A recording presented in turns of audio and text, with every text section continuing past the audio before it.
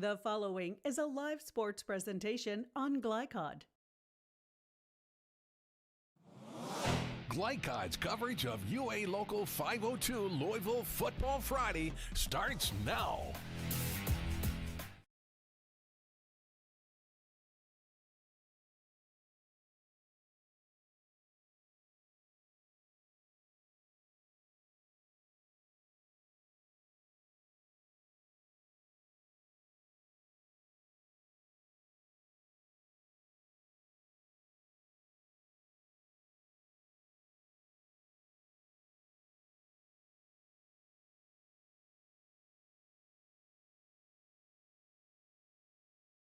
Well, DeSales 3, their district in the past has always included Cal, which is a perennial power.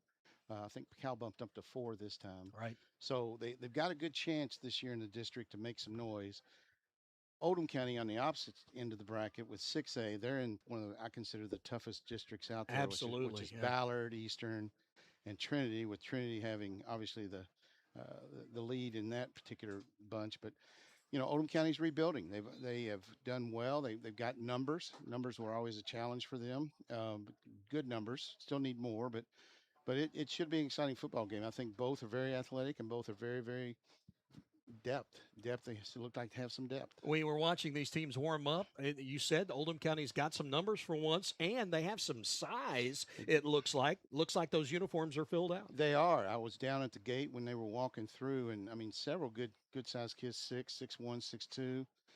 Not as meaty as, but the lineman came out after that. But I mean, good, looked very athletic and very, very long. As always, August in Kentucky when the high school season starts. A bit warm, although it's better tonight than it has been for the last couple of weeks. No heat advisory, artificial turf. The heat does soak up a little bit here at Paul B. Cox Stadium, 12-year-old stadium here on the campus of DeSales High School. Let's talk about the weather. Tonight's weather forecast brought to you by Clementine's Car Wash, offering touchless, fast car washes in as little time as peeling an orange. To find a location near you, visit clementinescarwash.com.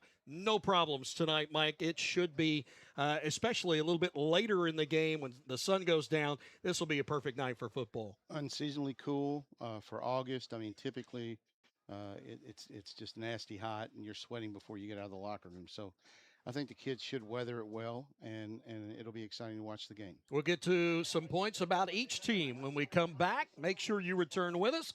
DeSales hosting Oldham County to start the season. Oldham County won the matchup last year by 20 up in LaGrange. Back in a moment on Glycod. Time matters, and when you're in need of a fast yet easy car wash, try Clementine's. Family owned and open 24 hours a day. Clementine's is a touchless wash that can make your car look as good as new in as little as 3 minutes. Visit them at the Old Thomas Car Wash location, 4139 Bardstown Road, or next to Kroger Fuel Center at 2010 Highway 53 in LaGrange. Clementine's, a proud supporter of high school athletics on Glycod, and juiced by Thomas Car Wash. UA Local 502 is powered by Louisville and Southern Indiana's best trained, most productive plumbers, pipe fitters, and HVAC service technicians. A proud community partner with over a century's worth of service, UA Local 502 members have the knowledge and experience for the project you want done, whether it's large or small. Visit lu502.com for information about the contractors who employ our members. UA Local 502. We do it right the first time. 1965 male graduate and basketball star George Tinsley knows the value of providing quality service. And that's what you get when you dine with Tinsley Family Concessions. They provide travelers with many fine choices at Louisville Muhammad Ali International Airport. Whether it's Auntie Anne's, Chili's, or Kentucky Fried Chicken, you know your travel experience will be a more comfortable and convenient one. Learn more about their company by visiting tfcfamily.com. Founded in 1910 in the Ohio Valley region, German American Bank has been raising the standards in banking and wealth management for over a century. Big enough to provide the conveniences of modern banking, yet small enough to care about the people and communities we serve. Because we believe that when a community thrives, its people prosper. We're lending more than money. We're lending a hand. German American Bank, building our community together.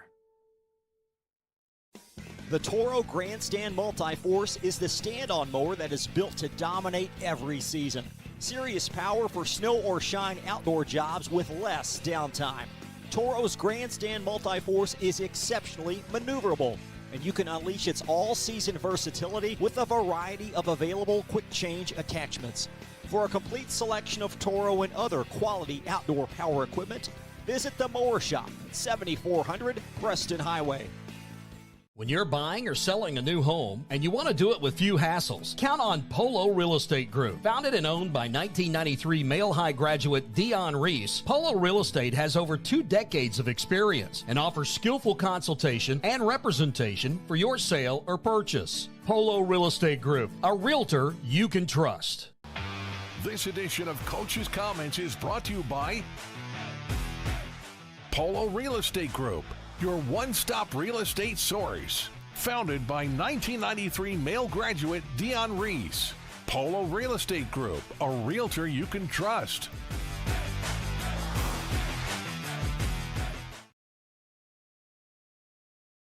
Start of Oldham County visiting DeSales. Looking at Oldham County coming into this game, we weren't able to catch up with Jamie Reed for an interview to put on air. Was able to catch him for a few comments before the game. Mike, this is a team that has to replace a lot of offense, and 27 seniors are gone from Jamie Reed's team. Now in his second year, he sees some buy-in, though, from some of his players, and that shows with the numbers that he's got out there. I think you're right. I mean, again, depth is always a challenge in 6A, and obviously it's awful easy for a kid in Oldham County to look at a private school in Jefferson County instead. But he seems to have gotten buy-in, from the younger crowd. So it'll be interesting to see how the season folds out. But, it is impressive to see that number that they have. 27 seniors gone from last season. He only has 8 seniors on this roster. So it's what the old ball coaches used to call the gap year. You just have to go out there and play and hope that those young players can step up. Well, and you'll be surprised. Game 1, obviously mistakes will be made, but by game 6, 7, they'll get the seams together. Won't be freshmen anymore. Yeah, they won't. And actually they'll be tougher. And if anything, the worst case scenario is they're better next year. So to get ready for the season, Jamie Reed went out and scheduled 2 really tough scrimmages in Bowling Green and Lexington Christian. So he wasn't holding back anything from his young players. No, Bowling Green's athletic and long, and you name it, they have it. And then Lexington Christian runs a great offensive scheme. They have some really talented players. Smaller school, but still, for their size, they do well.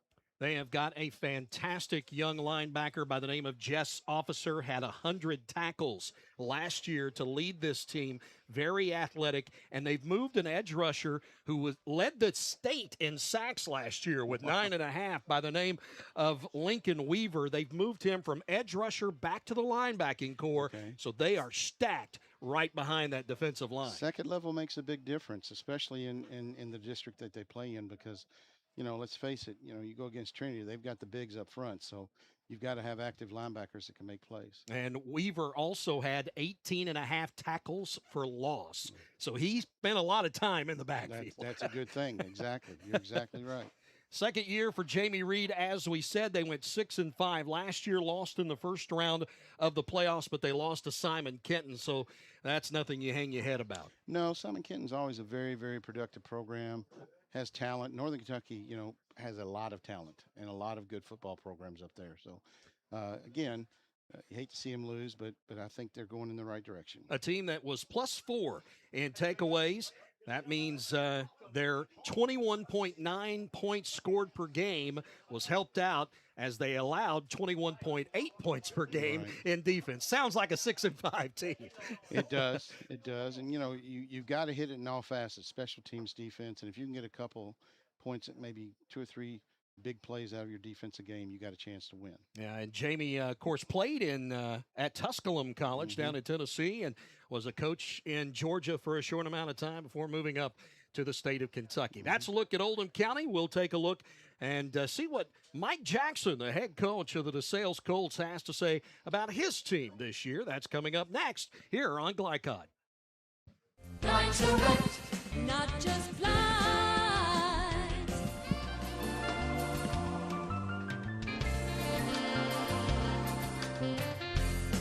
Blinds Direct.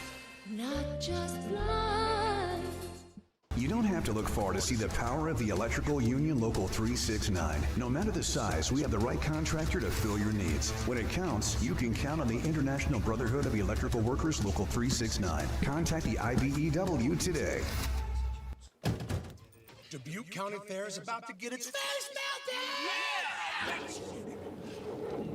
1 second. I guess their faces are safe. Shut up, Jeff. Yeah, Jeff, shut up. I don't need your help. Just like what happened in Pittsburgh. Never mention Pittsburgh! When you need to be there, you need an Interstate, the car battery auto text prefer. Come by Interstate Batteries, 1510 Production Road, Jeffersonville. Research has shown high school sports to be a great community influence. Join scores of local businesses that have partnered with Glycod in sponsoring live, hometown-oriented sports programming on our video and social media platforms. For more information, email info@glycod.com. Hi folks, Mike Kennedy for HKC Roofing. HKC installs the most effective gutter guard on the market at half the cost of the national brands. We guarantee it. Call today for an additional 20% off. Founded in 1910 in the Ohio Valley region, German American Bank has been raising the standards in banking and wealth management for over a century. Big enough to provide the conveniences of modern banking, yet small enough to care about the people and communities we serve. Because we believe that when a community thrives, its people prosper. We're lending more than money. We're lending a hand. German American Bank, building our community together. A lot goes into taking care of your property.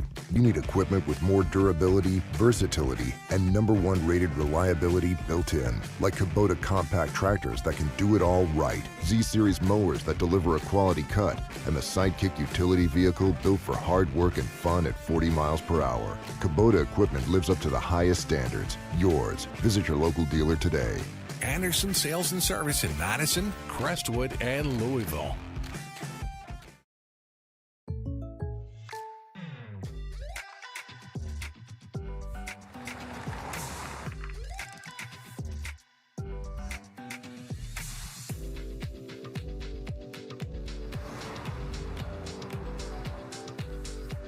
For your surprisingly great rates, contact your local State Farm agent today.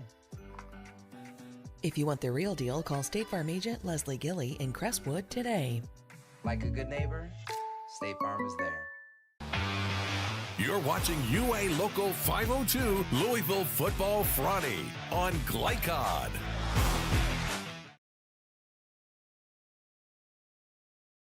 DeSales High School as the Colts host Oldham County. Head coach Mike Jackson of the Colts joins us ahead of tonight's game. And Mike, I know you're very familiar with the Colonel program, having coached there 20-plus years ago. A few comments. What do you remember most about that time? Well, I mean, the kids, first of all, and it's just a great community. And got really, really fortunate to get a head coaching job at 27. I say fortunate, but I definitely wasn't ready at that point. But I've been with Jim McKee for 2 years, and Jim got the job at Scott County. And I don't know, it just kind of fell to me. I think I got a good recommendation from Jim, and really fortunate to get into that job. And then the program, I don't know, it kind of coached itself. I mean, the kids are so good. They do what you ask. I never had one issue with a parent. Coaches complain all the time about parents. I never had any of that. And just the people, it's all about the people. And of course, Blake Hazelton, superintendent, great school system. I was really, really blessed. Fast forward to where you are now as a head coach, a few bullet points. What have you learned throughout this journey? Well, a lot of it depends on your success. A lot of it depends on where you are. And I'm the same coach that I was when I was at Oldham County, and we were, we got to where we were a perennial top 10 in the state team. And previous to that, that kind of averaged about 3 wins a year. I'm the same coach now. And when I took over at DeSales, and we were 0-10. It really kind of depends on what the situation is, and you do your best as a coach. and I'm not going to do anything to cause my team to lose, and I'm going to do everything possible that I can to help our team win. But when it comes down to it, the players have to win the games, and it depends on the kids that you've got, how hard they've worked in the off season, what the administration's done for you to help set things up to be successful. But as a head coach, you got to do your job and do your part. But a lot of it comes down to, are you in a situation where the school does what it takes to get the kind of kids you got to have to win games? 6-6 last year in the district. Mike, doesn't do you any favors. Have to combat things against Cal. How excited are you about this batch of kids this season? Very much. That 6-6 is a little bit misleading. Like you said, we lost 3 of our games that we lost were to state champions. And then Central was also in our district, a very, very talented team. And we started 4 freshmen last year. And that's something we don't publicize that a lot as far as an excuse. But it's hard to win when you're starting sophomores. We were starting 4 freshmen all throughout the season. But here's the thing. They were really, really good freshmen. It wasn't like we were desperate and had to play some freshmen. They were the better players at those positions for us. And that is going to translate, we feel like, this year and next year and the year after into a really, really solid core group of just really dependable, hardworking, do everything you ask kinds of kids. I mean, they're talented too, but on top of that, they are very, very coachable and leaders. And that again, really, really blessed to have that. So 6-6 last year, and we came on, and I felt like at the end of the year, if we could replay our schedule with where we were at the end of the year when those kids grew up a lot, we're looking more like, maybe 8-4 or something like that. We talked earlier this summer about a quarterback, and I know competition emerged. Who won the competition, and what do you expect from that young man?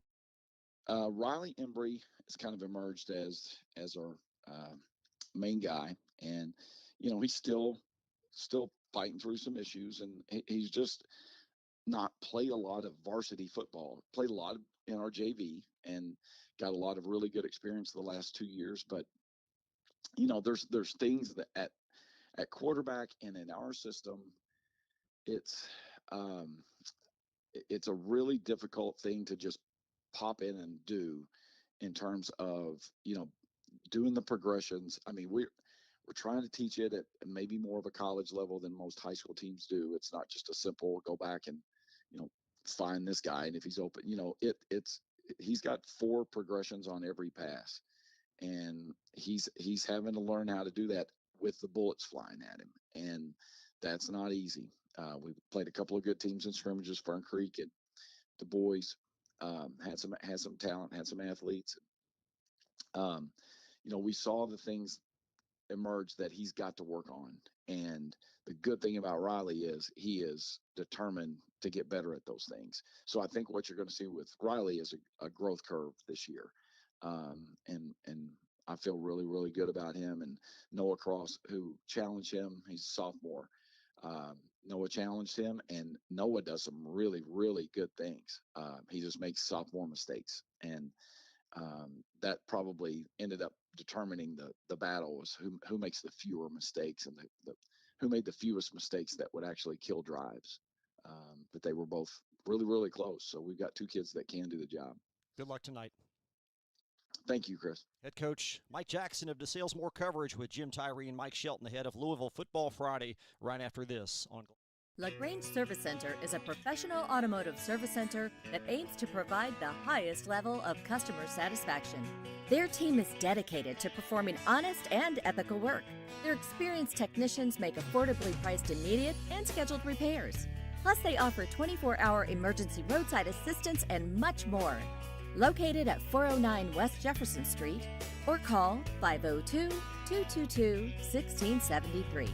LaGrange Service Center.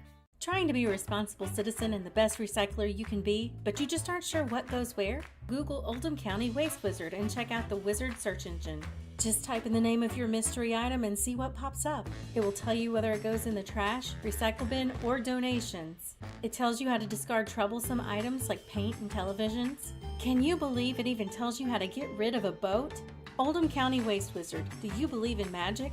This message funded by Oldham County Solid Waste Management. From Glycod, it's UA Local 502 Louisville Football Friday. UA Local 502 and the Mechanical Contractors Association of Kentucky. They do it right the first time. Tonight's game is brought to you by Tinsley Family Concessions, commitment to quality, Blinds Direct, your locally owned window decoration specialist, Interstate Batteries, reliable starts with Interstate. German American Bank, building our communities since 1910. Polo Real Estate Group, a realtor you can trust.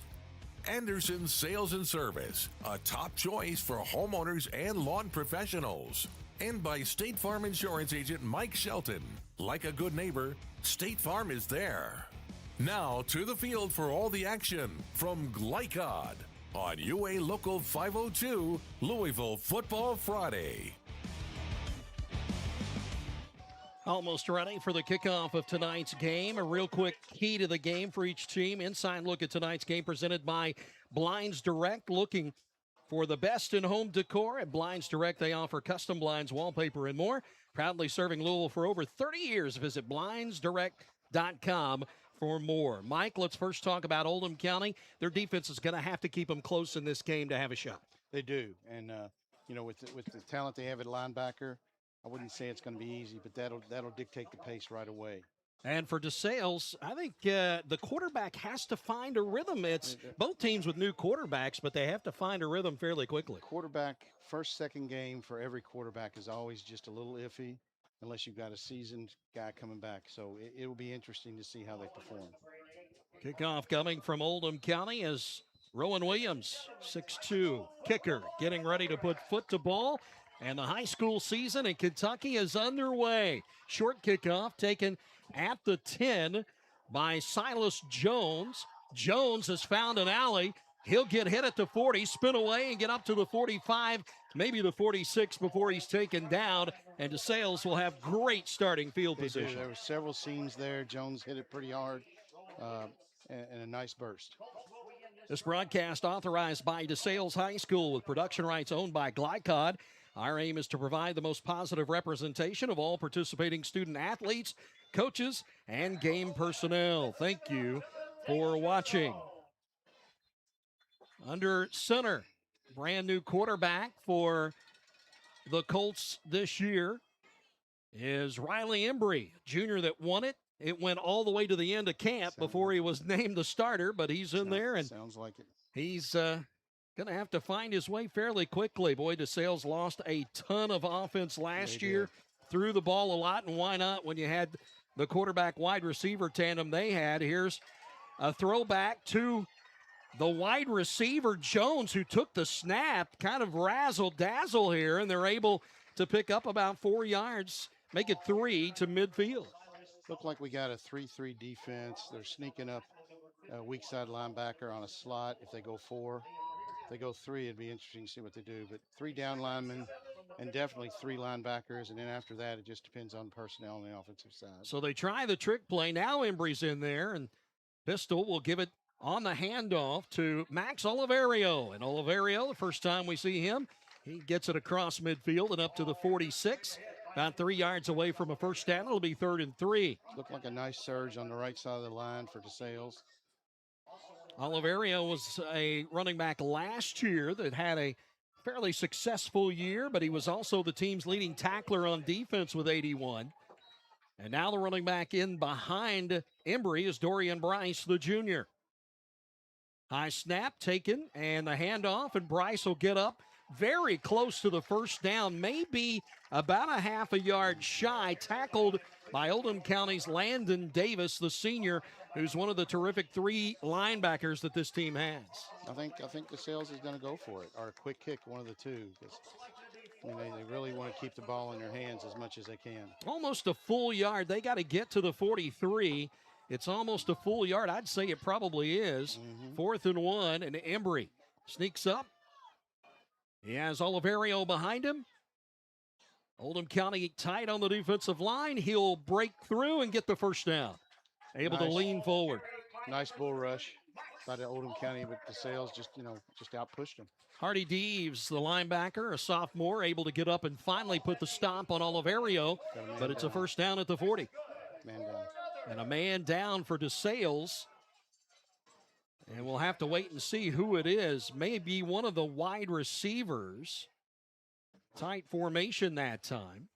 Let's take a break while they take a look at the injured player, and we'll tell you all about it when we return. Football Friday night in Louisville. Back in a moment on Glycod.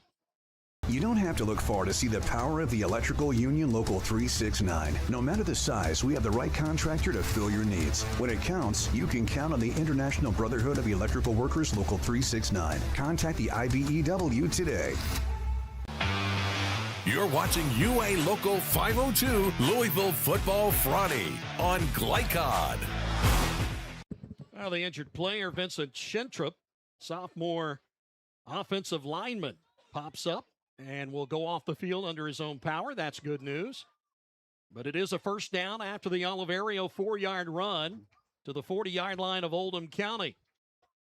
And, Mike, the last few years, DeSales threw the ball a lot. Why not? You had talented quarterback and wide receiver. 68% this year, Mike Jackson says, we got to run the football. It looks that way, and so far success. I mean, the first down's a first down. Fakes the handoff, looking, dancing, middle of the field, incomplete. Almost threw it into the arms of a defender. It was intended down at the 35 for Silas Jones, the wide receiver, the senior. So that was part of that progression Mike was talking about at the beginning of our program. He had 3 different looks, and they were all really good looks, but anyway, threw behind the actual intended receiver. Second down and 10, and somebody jumping up front for Oldham County, not able to hold his water. Noah Robertson, the 5'11 defensive lineman, right over the center, had to step across. Good cadence, by the way, by Embry. Good discipline on the offense. I mean, it seems like they still have some young guys out there, so getting that to gel together in fall camp is always tough. Talking a little bit in a moment about that talented tandem they had at quarterback wide receiver last year, but Embry's facing a 2nd and 5 now. Opens up the playbook a little bit. And back in behind him is Bryce at running back. Just the one back, 2 wide left, 1 wide right. Hands off on the late draw.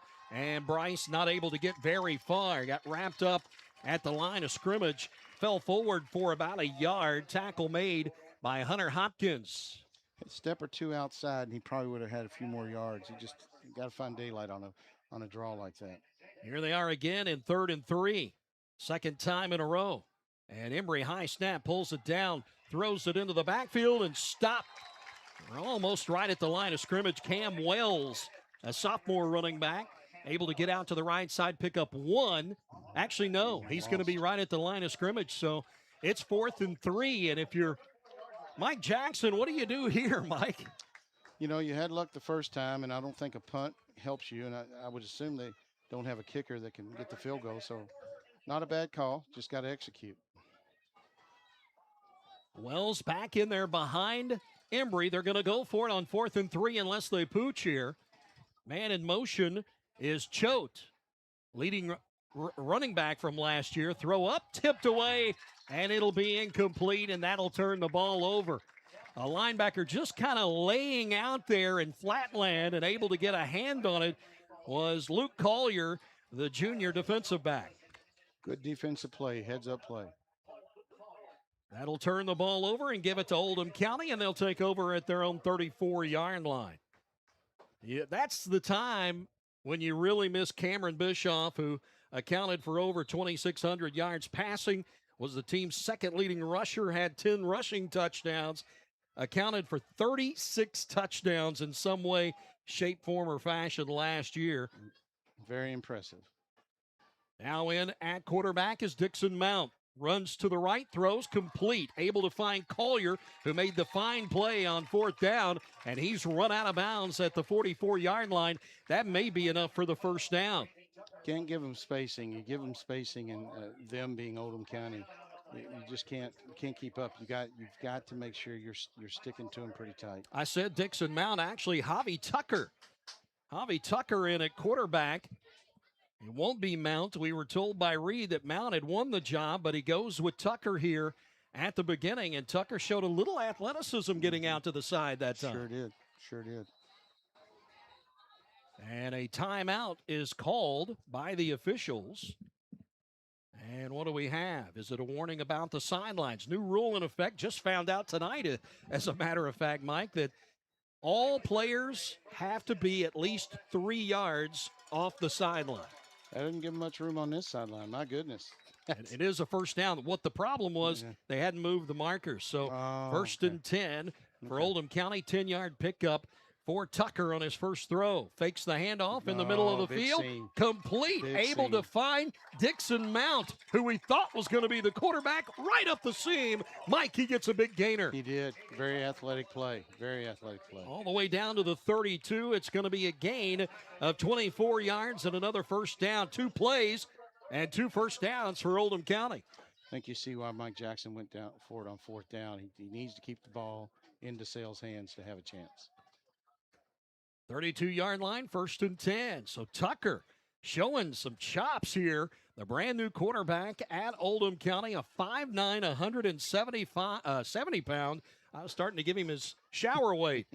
Sophomore throwing it, throws a 3rd consecutive pass complete to the outside. Not much there for Mount this time, as coming up from the defensive back spot to make the tackle was Caleb Choate.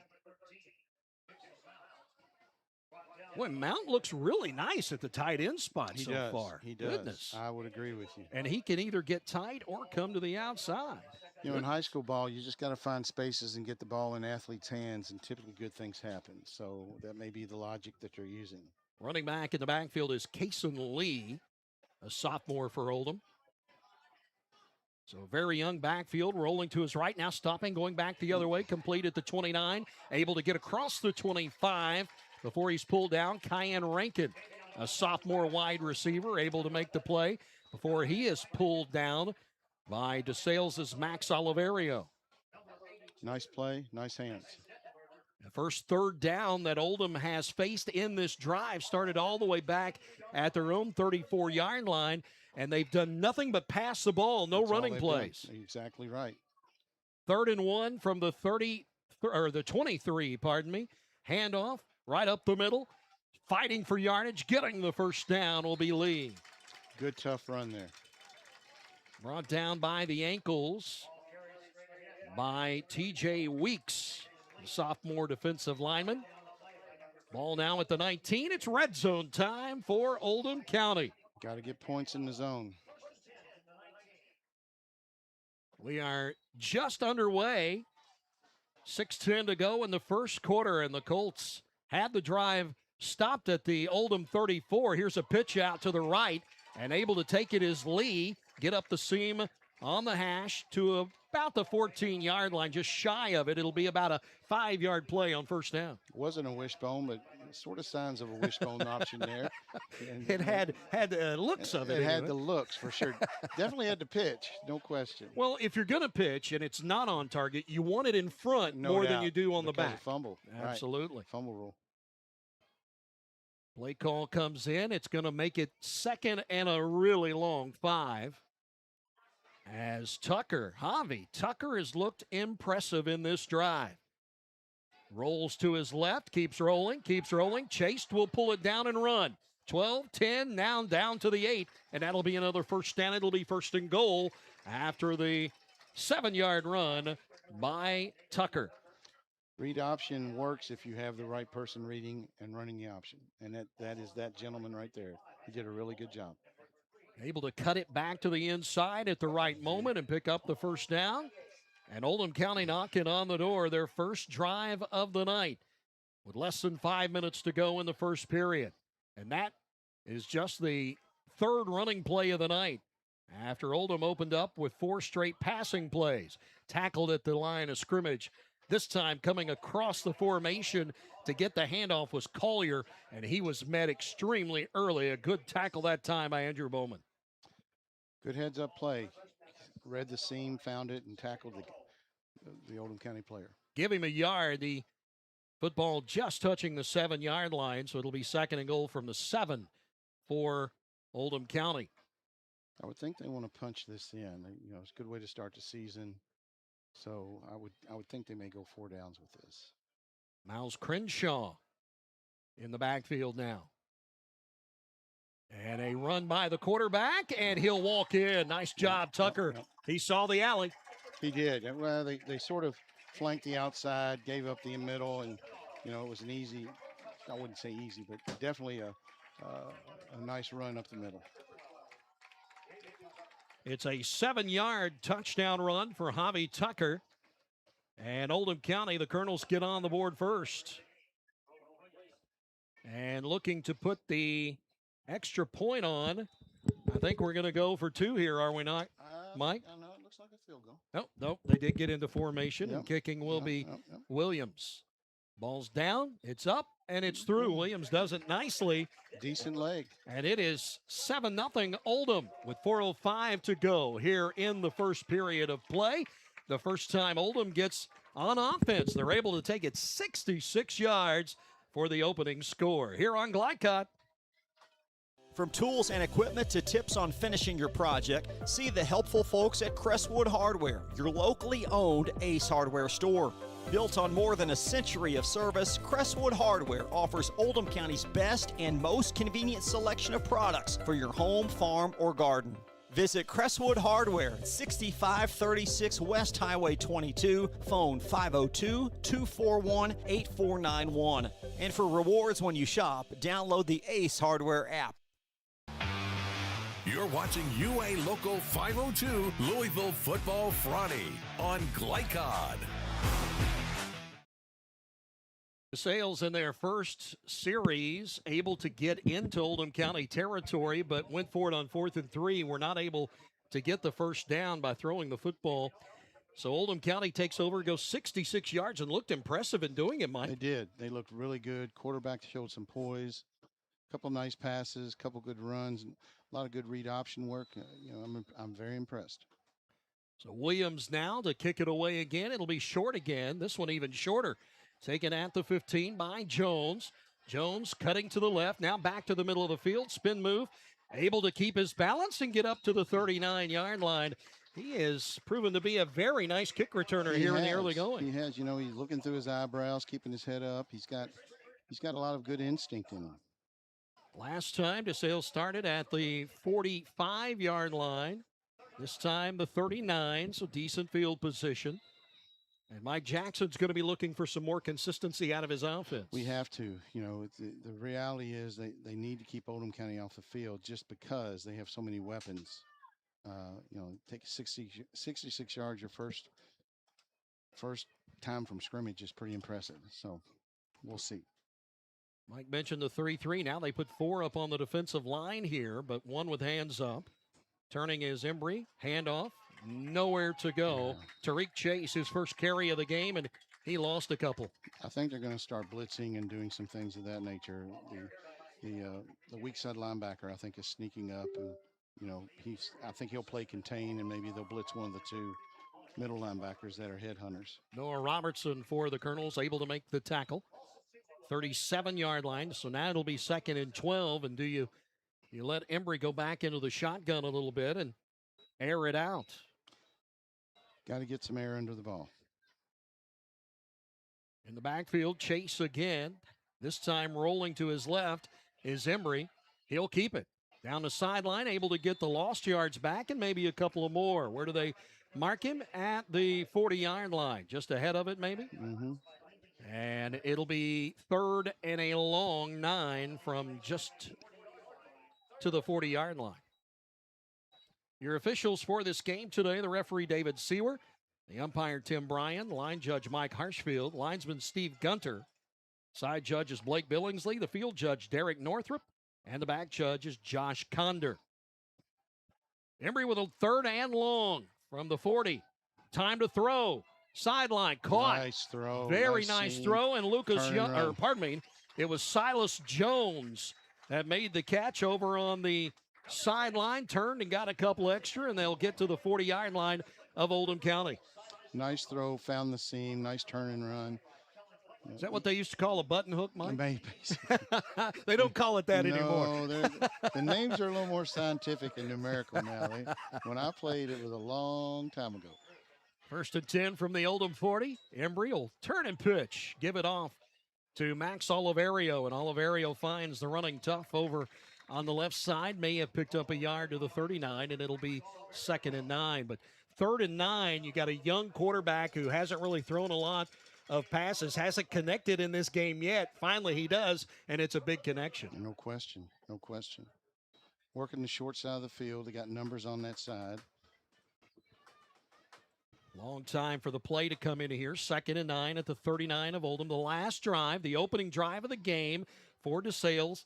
They got to the 34-yard line of Oldham County and was not able to convert a 4th down try.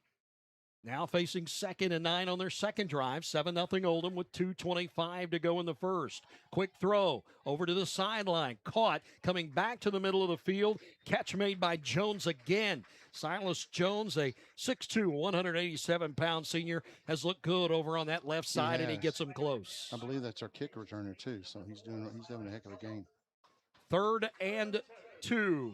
Coming up from the 32-yard line, and I think they're going to get a free first down for the second time in this game. Noah Robertson has tried to get a head start on the play, and second penalty of the game, both on him, and that'll get it to the 27 and a first down. You got to sit back and watch the ball on defense. So now DeSales knocking on the door of the red zone. Can they keep the momentum going? Back into the backfield this time for DeSales is Bryce. 2 wide to the left, 1 to the right. You have an H-back at the right side. Now in motion goes Choate. Throw down the sideline. Open, but just overthrowing. He had a step. It was Jones again. Just had a step, but the ball overthrown, and that's a young quarterback. It is. Need a little more air under it, but still great play. I mean, good play call. Execution was a little off, but it's there. All they got to do is get the timing right. And if Embry ends up being the guy later in the season for DeSales, those are throws he'll probably be able to dial in. Just a couple more practices, a couple game or two, and you're right, he will be dialed in. 2nd and 10 from the 27 of Oldham. In the backfield this time is Wells, but the ball knocked down. And are they going to call it a fumble or an incomplete pass? It could possibly be a fumble. The officials are talking about it. Was his arm coming forward? It looked it to me. That's what they're discussing right now. The ball slipping out of the hand of Embry. And they're going to say, I believe, 3rd down. Yeah. So an incomplete pass, ball moving forward. Problem is they marked the ball at the 23. Here comes the official. I was going to say it's supposed to be on the 27, not the 28. There we go. So 3rd and 10 after the incomplete pass. They've already converted on 1 3rd and 9 in this drive. Fake the handoff, ball fumbled. And getting on the football is at Oldham County. They were +4 in takeaways last year. This time they're +1 as it is a fumble, and it will be recovered by Oldham County. Looked like it may have been recovered by Landon Davis. I think you're right. Yeah, those are tough things to execute first game when you got misdirection one way, handoff up the middle. Not an excuse for a fumble, but that's just really tough. 2 drives now by DeSales deep into enemy territory, and they come away with no points. Frustrating, very frustrating. So now the offense for Oldham County. The Colonels back out onto the field, and here comes Javi Tucker, who has looked incredible in that first drive. The sophomore back out to lead the troops. In the backfield with him is Kason Lee. A lot of traffic up front. Lee gets the handoff, bounces off some tackles, and will get positive yards before he's taken down by Tariq Chase at the second level, able to get across the 30 to the 35 5-yard line. Look for them to take a shot on this one. Got second and short. Kind of say, yep, it might be worth the gamble. At worst, you throw a long pass to the end zone and it's not caught. Well, there's something that I don't think Jamie Reed's ever been convicted of, and that is that he's not willing to take the chance. Why not? Why not? If you have the arm and you got the speed, which I believe they do. 2nd and 3 after the 7-yard run by Lee. Man in motion is Mount. Handoff up the middle. It's Lee again, and he'll get up to the 40-yard line and a first down. Good hard-nosed football by Oldham County.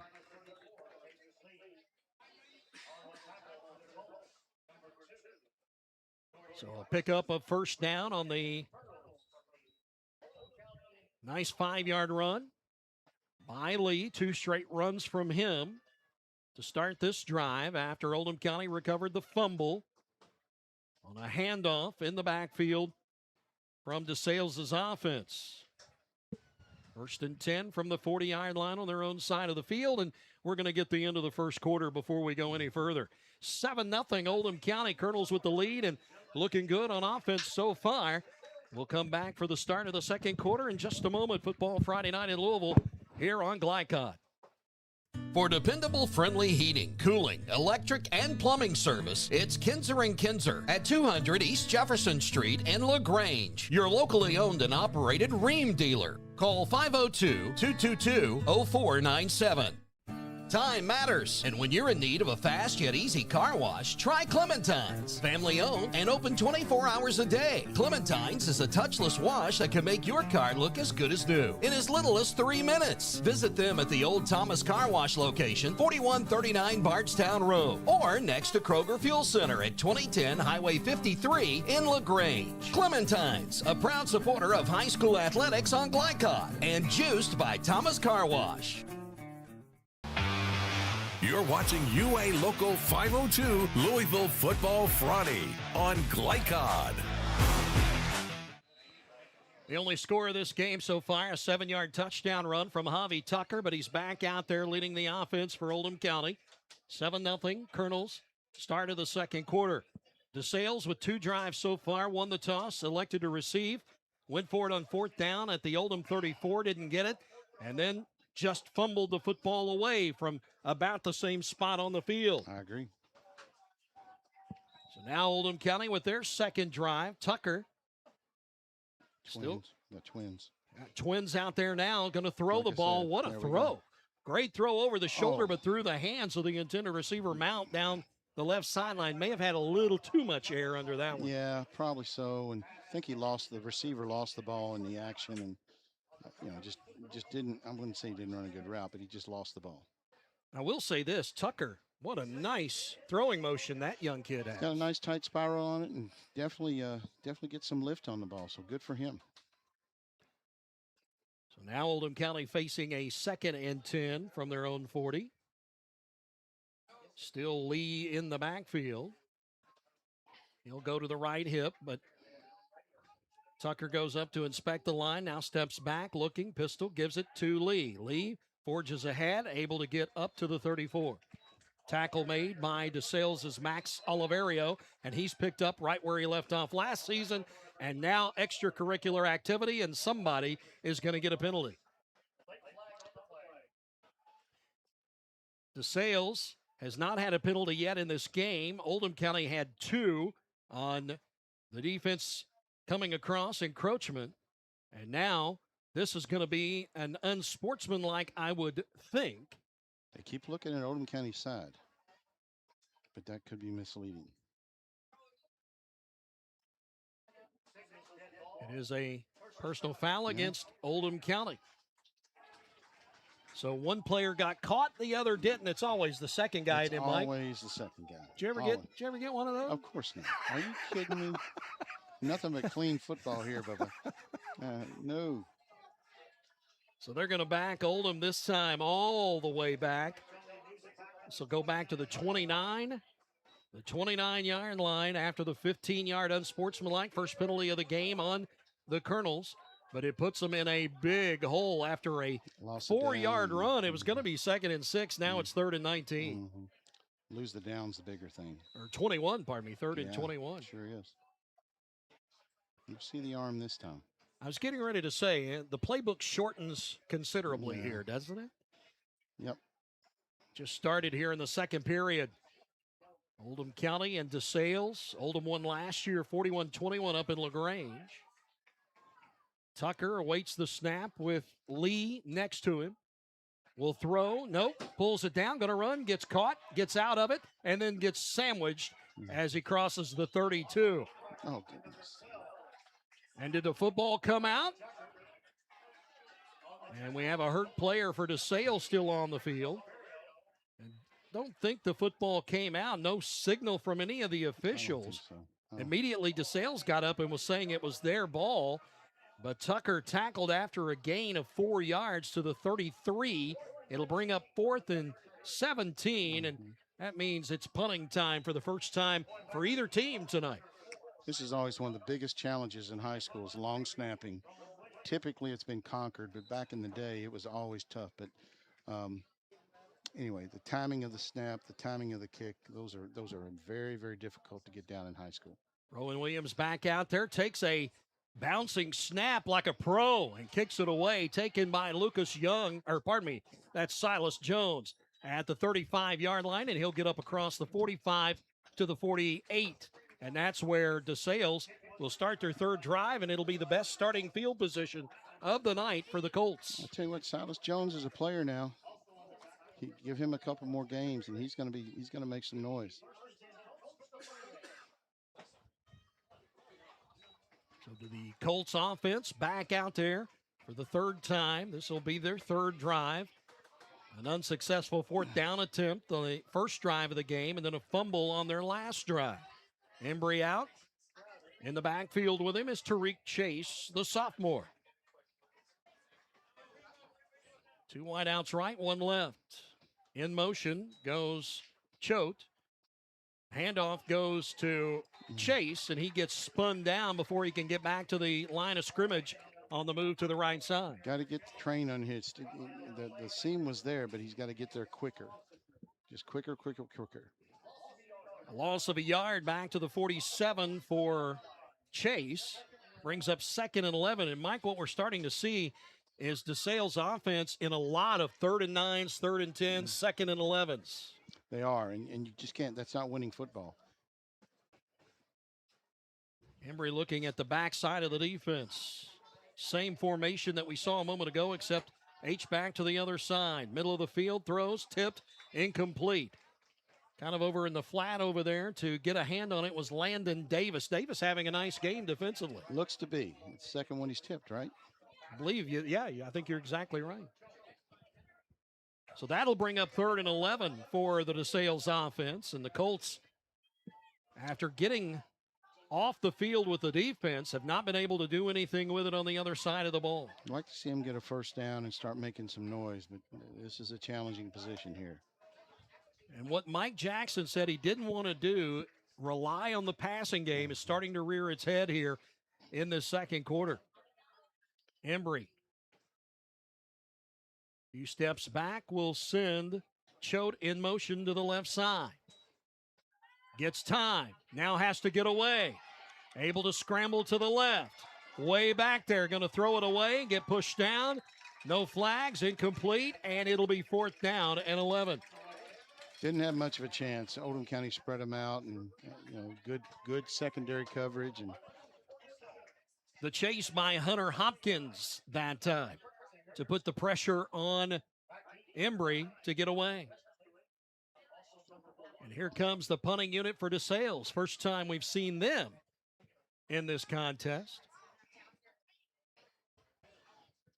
And we'll see who they bring out there. I think it's George Fleming.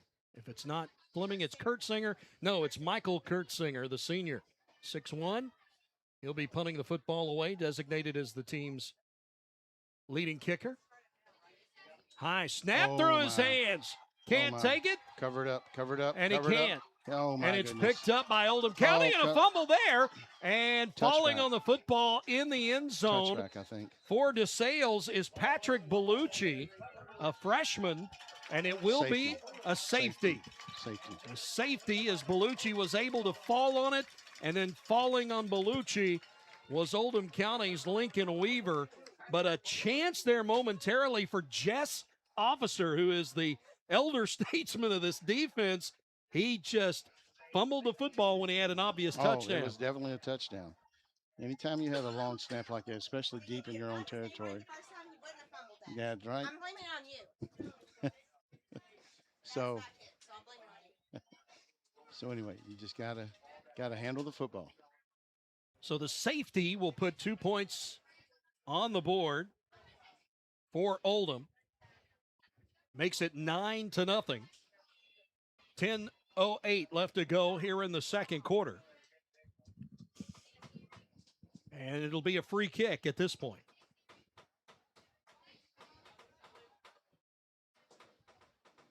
So DeSales will have to give the football away, but the high snap over the punter's head. Again, early season, you've got new personnel. Things like that happen at times. It's tough. I mean, long snapping is a tough position to teach. And I mean, I did it in college, and it is a full-time job. So we'll wait and see if it's going to be a place kick or a punt. I don't see a T, so I'm assuming on the free it's a kick. punt. Yeah, I would think so. We haven't seen we've seen their punter, but we haven't seen their kicker. So Kurt we Singer, haven't seen their punter either. We haven't seen either one. Well, the punter was out there. He just didn't punt one. Went over his head. 9-0 Oldham now over to DeSales. Mike Jackson's team 6-6 last year. They actually got a little bit deeper in the playoffs than did Oldham County. They went 6-6 with a win in the first round, then had to go out in the second round last season. And it'll be a drop kick, and Kurt Singer punts it away. Taken at the 40 and picked up after a fumble by Dixon Mount. Man, he's a hard runner. And a flag coming down at the end of the play. Probably a block in the back. As he gets it across to the 40. Or block below the waist, one of the two. Holding. That was my third guess.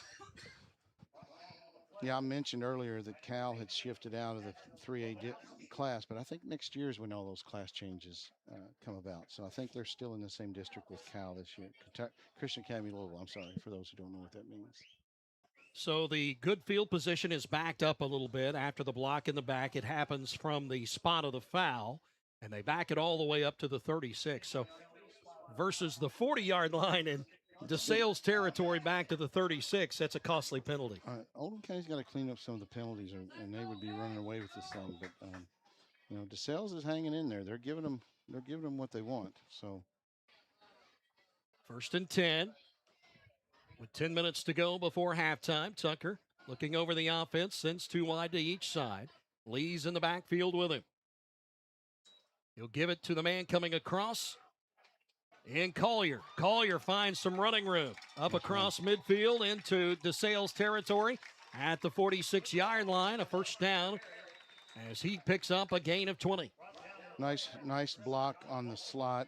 Hooked his man, got him inside, and gave him a nice big seam to run through. Actually, a gain of 18. I'll correct myself there.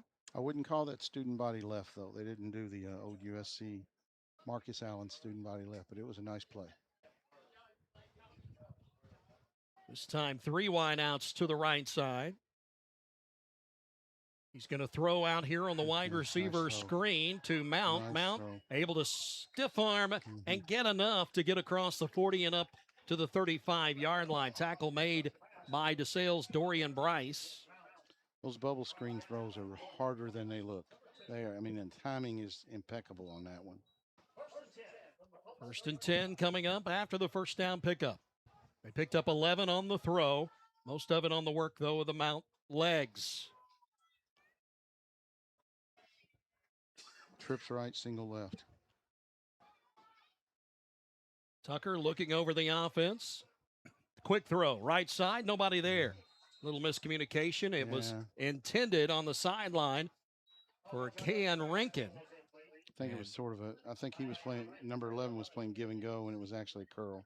He got locked up over there with Caleb Choate, the DeSales Colt that had the outside coverage. Seam was there if he catches it. He's just got to, sort of stop, button hook, whatever you want to call it. But so the incompletion, 2nd and 10 now at the 35 of DeSales.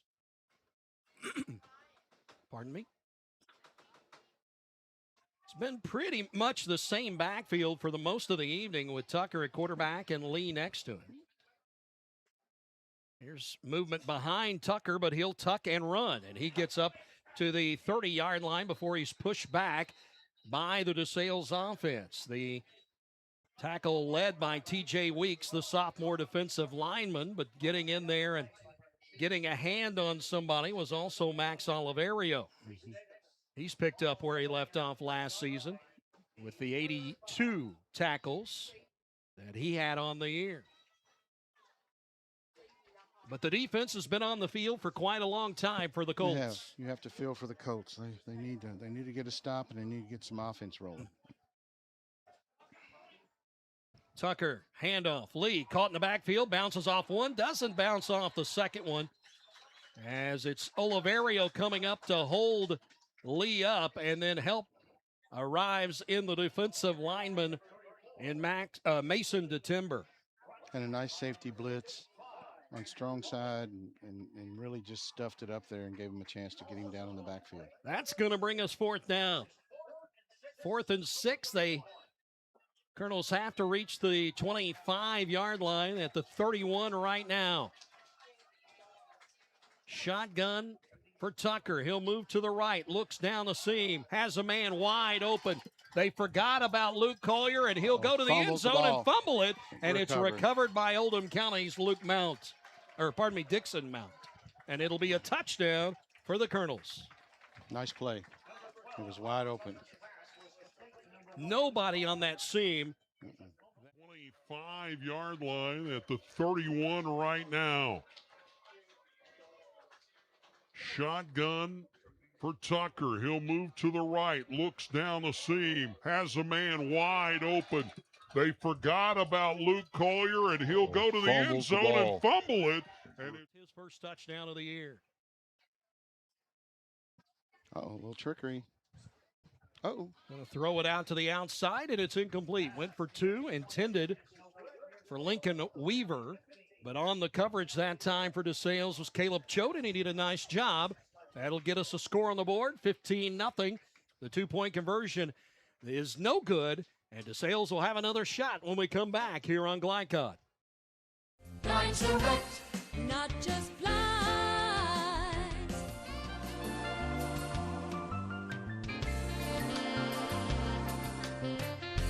Blinds Direct, not just blinds.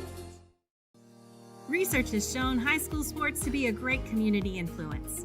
Join scores of local businesses that have partnered with Glycod in sponsoring live, hometown-oriented sports programming on our video and social media platforms.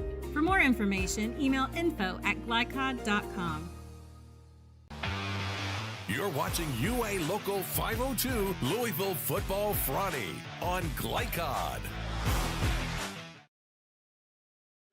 Second quarter, 7.5 minutes to go. Oldham leads 15-0. An unsuccessful 2-point conversion attempt keeps this at a 2-possession game.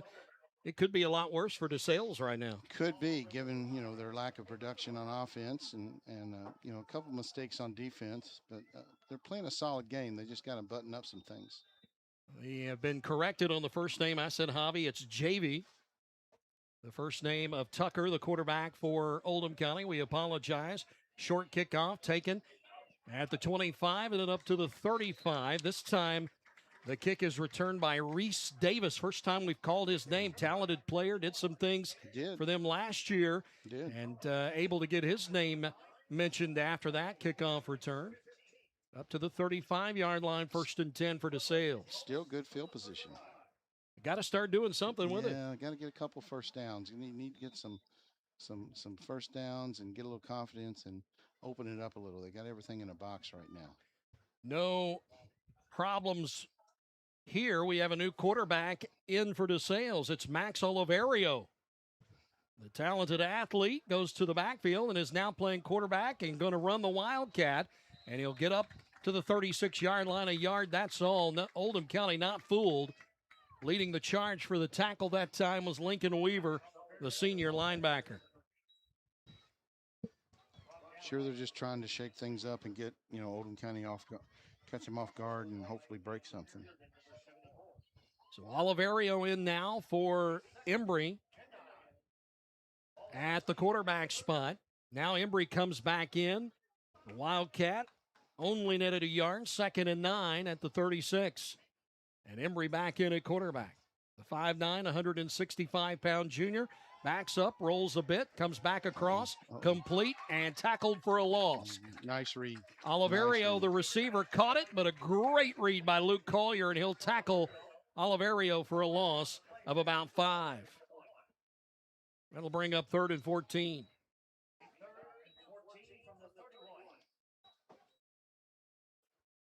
So the offense continues to sputter for the Colts. They've had some decent drives, but an unsuccessful 4th down attempt deep in Oldham territory, and then a fumble deep in Oldham territory. A snap over the head of the punter on another 4th down.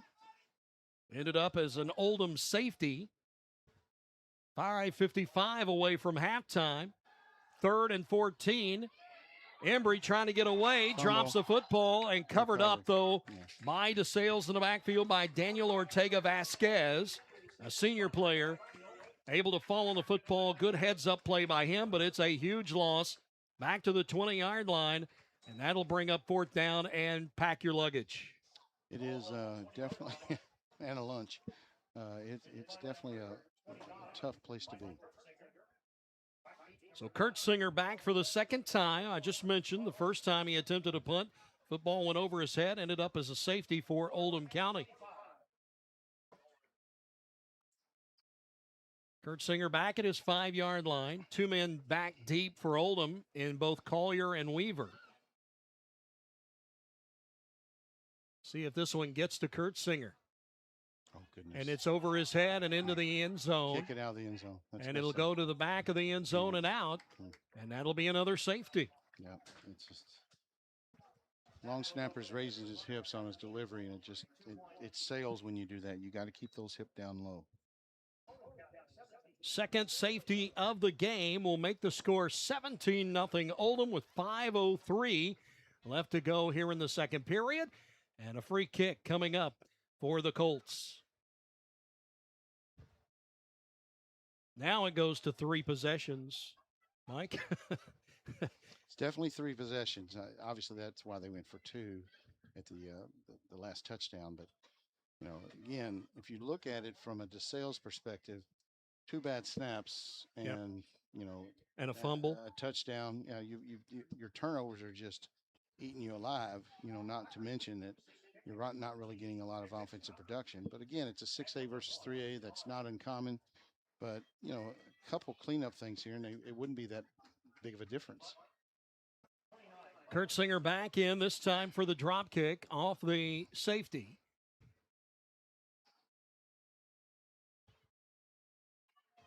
He'll hold it out in front of him. Again, back deep. We have Collier, but with him this time is Mount. It'll go to Mount at the 25. Fumbled it, picked it back up. 35-40. Up the middle, tackled at the 48-yard line. Coming down to cut his legs out. That time was Adam Romanowski. So good starting field position for Oldham County again. A lot of good field positions for Oldham County, and that's really what the tail of the tape is at this point. We're just giving them shorter fields than DeSales has. Both teams have 3 timeouts left. Now that we're under 5 minutes to go in the first half. Oldham 17, DeSales nothing. Colonels have the ball again after the second safety of the game on the DeSales Colts.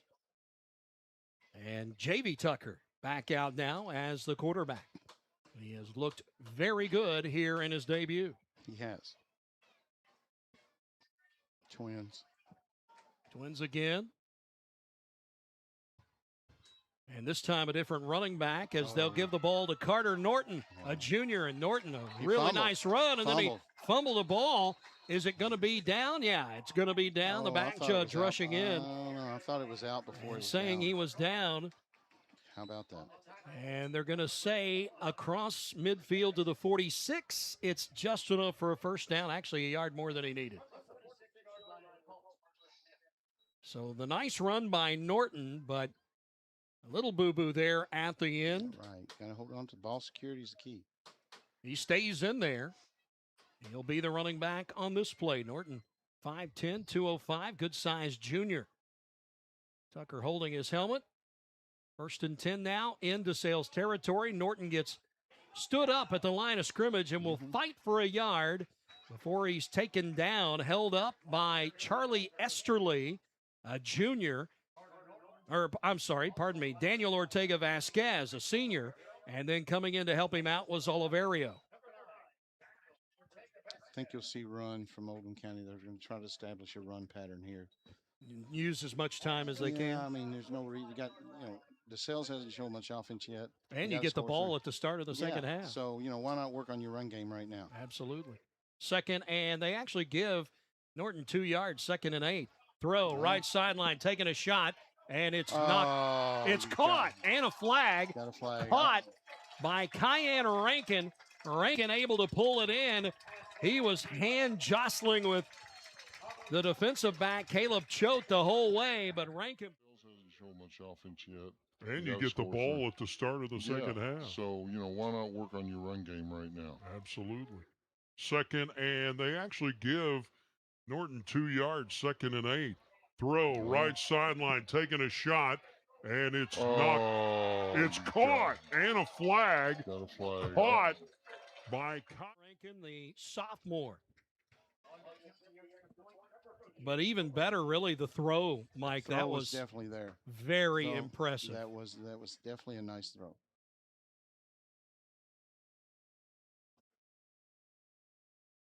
Here comes the extra point. Williams able to put it straight through. That'll make it 24-0 with 3:34 to go. Here in the second, we'll come back and finish out this first half in just a moment. It's a football Friday night in Louisville here on Glycod.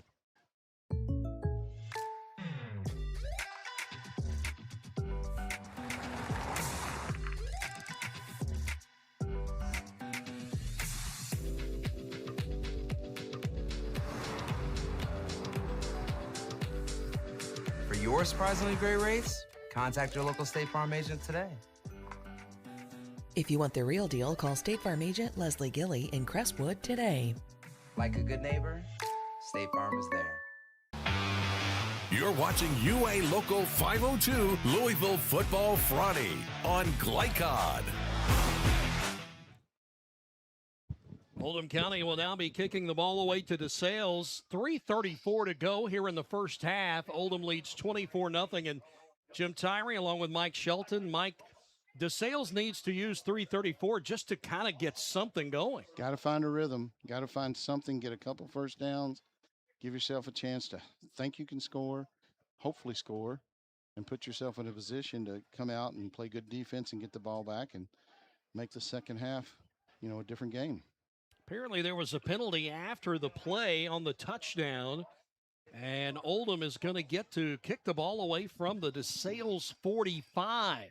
How about that? So something happened after the play, and unsportsmanlike, and Williams will send it in the air. Back into the end zone, taken at the goal line, but he had a foot or two back in the Colts end zone, and he'll have to settle for the touchback, and the Colts will start a little bit farther out. I think Oliverio really wanted to bring that out.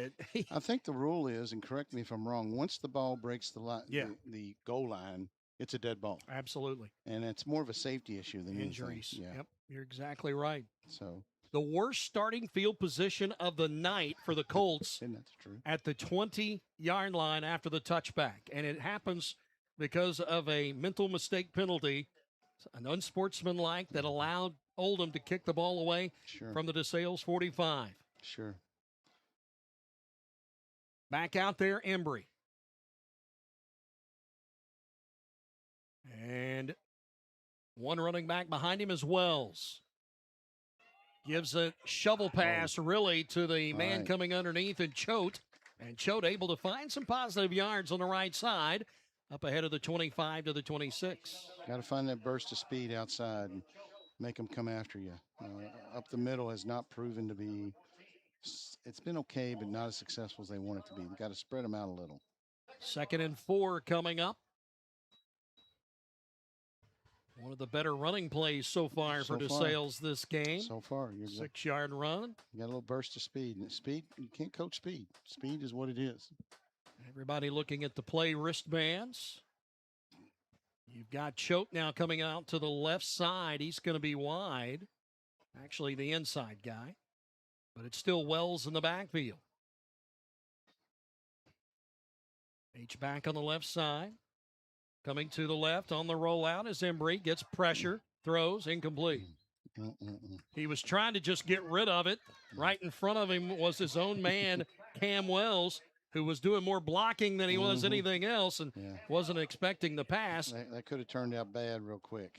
It's going to be an incompletion, and it brings up 3rd and 4. Oldham, if the running plays have been more successful for DeSales on the outside, but if the quarterback is rolling out, Oldham's getting some pressure on the outside. They fly to the ball really well, and I think that's because their linebacker core, their second level is pretty strong. And the first level is holding the line well, so it frees up those guys to pursue. 3rd and 4, fakes one way, middle of the field, caught, tackled immediately. It's going to bring up 4th and 1. Catch made right in the middle by Ortega Vasquez. Falling on top of him was a Oldham linebacker and Mount. And a timeout called here on 4th and 1 at the 29 with 2:21 to go in the second quarter. And a big decision coming up here for Mike Jackson and his team. Do you go for it on 4th and 1 this deep in your own territory? No. That's the answer, right? That's the answer. But the reality is they don't have a long snapper, so I got a feeling that they will. It'll be a 4th and 1 call. You're down 24-0. Oldham, the defense has been able to get to the quarterback. You would think here if you do go for it, Mike, it'll be some running play to the outside. I would think it'd be a running play to the DeSales sideline because they got numbers, and it would be a quick toss, find a seam, all we need is a yard. That little underneath kind of shovel has worked for him a couple of times. It has. And like I say, you gotta find the right guy that gets the burst of speed and finds the seam, and boom, all you need is a yard. Chase in the backfield with Embry. Chase 5'10", 180. The sophomore. Movement as they move from the left side of the line to the right. Long count. Still looking. Still got 2 timeouts left as well, and they'll use one. They wanted to see what Oldham was going to show them on defense, and apparently it wasn't anything they could take advantage of. No, I think they were really hoping for Oldham to have ants in their pants and jump off sides, but it didn't work this time. It's the opening day of football in the state of Kentucky at the high school level. We're 2 weeks away from the start of the college season, and 3 weeks away from the start of the NFL, although they have already started with preseason games. Some of the other games that are going on in the state of Kentucky tonight, in the area, Collins is at Henry Clay. They're playing that game at Lafayette. I'm assuming a bowl-type situation. Okay. Butler is at Mayle. That's a tough call. It is. Trinity at Anderson, Ohio. Cal is at Pikeville, South Oldham at Meade County, Washington County at Anderson County, St. X at Owensboro, and North Oldham at Lafayette. Some of the other games. Here it is. 4th and 1, and they'll keep the offense out there. Embry, pooch kick. Yep. Kicks it to the right sideline, takes a nice little DeSales bounce, and it'll go inside to 35, down to the 33. Not a bad play. No. Better than what the other two were, so. Problem is 2:09 on the clock, and Oldham has shown that it can strike quickly. Sure can. And if you're Oldham, you go after it. Hopefully, if you're from an Oldham County perspective, you're trying to get to a running clock. Running clock lessens the chance for injuries, get you back on the bus, get you home. It's just you hate to talk that way. The only thing you don't want to do is turn the ball over. Exactly. But you want to get points on the board. You want to, at this point, assuming they get 35 as the running clock, so you need 11 points. The key is no injuries. 2:09 to go before the half. 24-0 Oldham. They have the ball again at their own 33, 1st and 10. Tucker, Lee in the backfield with him. That's the way it's been for most of the night. Going to throw to the right side, complete to Collier. Collier gets nothing. Great tackle on defense by Silas Jones. We've heard his name a lot tonight. He's a player. He's been returning kicks. He's been helping the offense, and that time shows his defensive chops. He's a player. Gain is for nothing. 0 gain, 2nd and 10 from the 33. Tucker will hand off to Lee. This time up the middle, tons of running room. Moves to the right, got a big lane.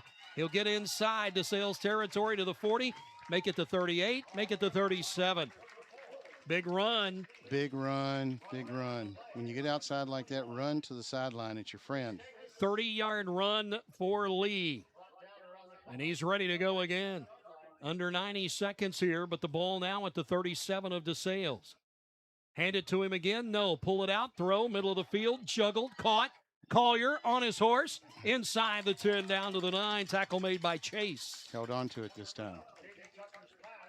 And the quick strike ability of this Oldham offense, they are showing they don't need a lot of time on that clock. There's still 1:10 to go here in the half. 1st and goal from the 9. J.B. Tucker rolling right. End zone wide open. Collier. Touchdown. Just a breakdown in their third level defense. Somebody's just not picking up him coming out of the slot position. It took them exactly 69 They seconds don't to need get a lot into the of end time zone. on that clock. There's still That was a 1:10 to 9-yard go touchdown pass. here in the half. Tucker's now scored First one and goal. on the ground, and he's thrown for 2. Impressive. Trick play last time. Luke Collier has his first touchdown of the season. Williams on to try the extra point. Kicks it up and through, and it's 31-0 now. Oldham on top of DeSales. I didn't see this one coming, Mike. No, I didn't either, especially after the first or second series that DeSales had. They made some noise, got a first down or two, but just couldn't get the momentum into the end zone, and then all of a sudden, bing, here we are, 31-0. And DeSales has done their part in helping Oldham County. A couple of safeties and short fields. You cannot give turnovers. up short fields. Just can't do it. Now DeSales will get the ball back with a 60-second time frame to try and put something on the board before halftime. Oldham County will get the ball to start the second half as DeSales won the toss and elected to receive the football. This time, though, Williams is going to have to kick the ball from the 40, so this is a possibility maybe for a big play for DeSales. There's chances. I would think that, again, that Oldham County's objective here is to get out unhurt. DeSales' objective is to let's show them what we have, get some momentum, and carry it into the next game.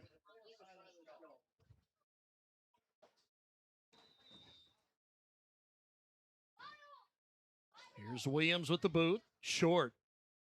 Rushing up, running into each other at the 20-yard line. Ball taken by the up man that time. And John Bowling running up to try and take it was Jones. I think Mike Jackson would rather have Jones have that opportunity. I think that's fair to say. But it wasn't fumbled. So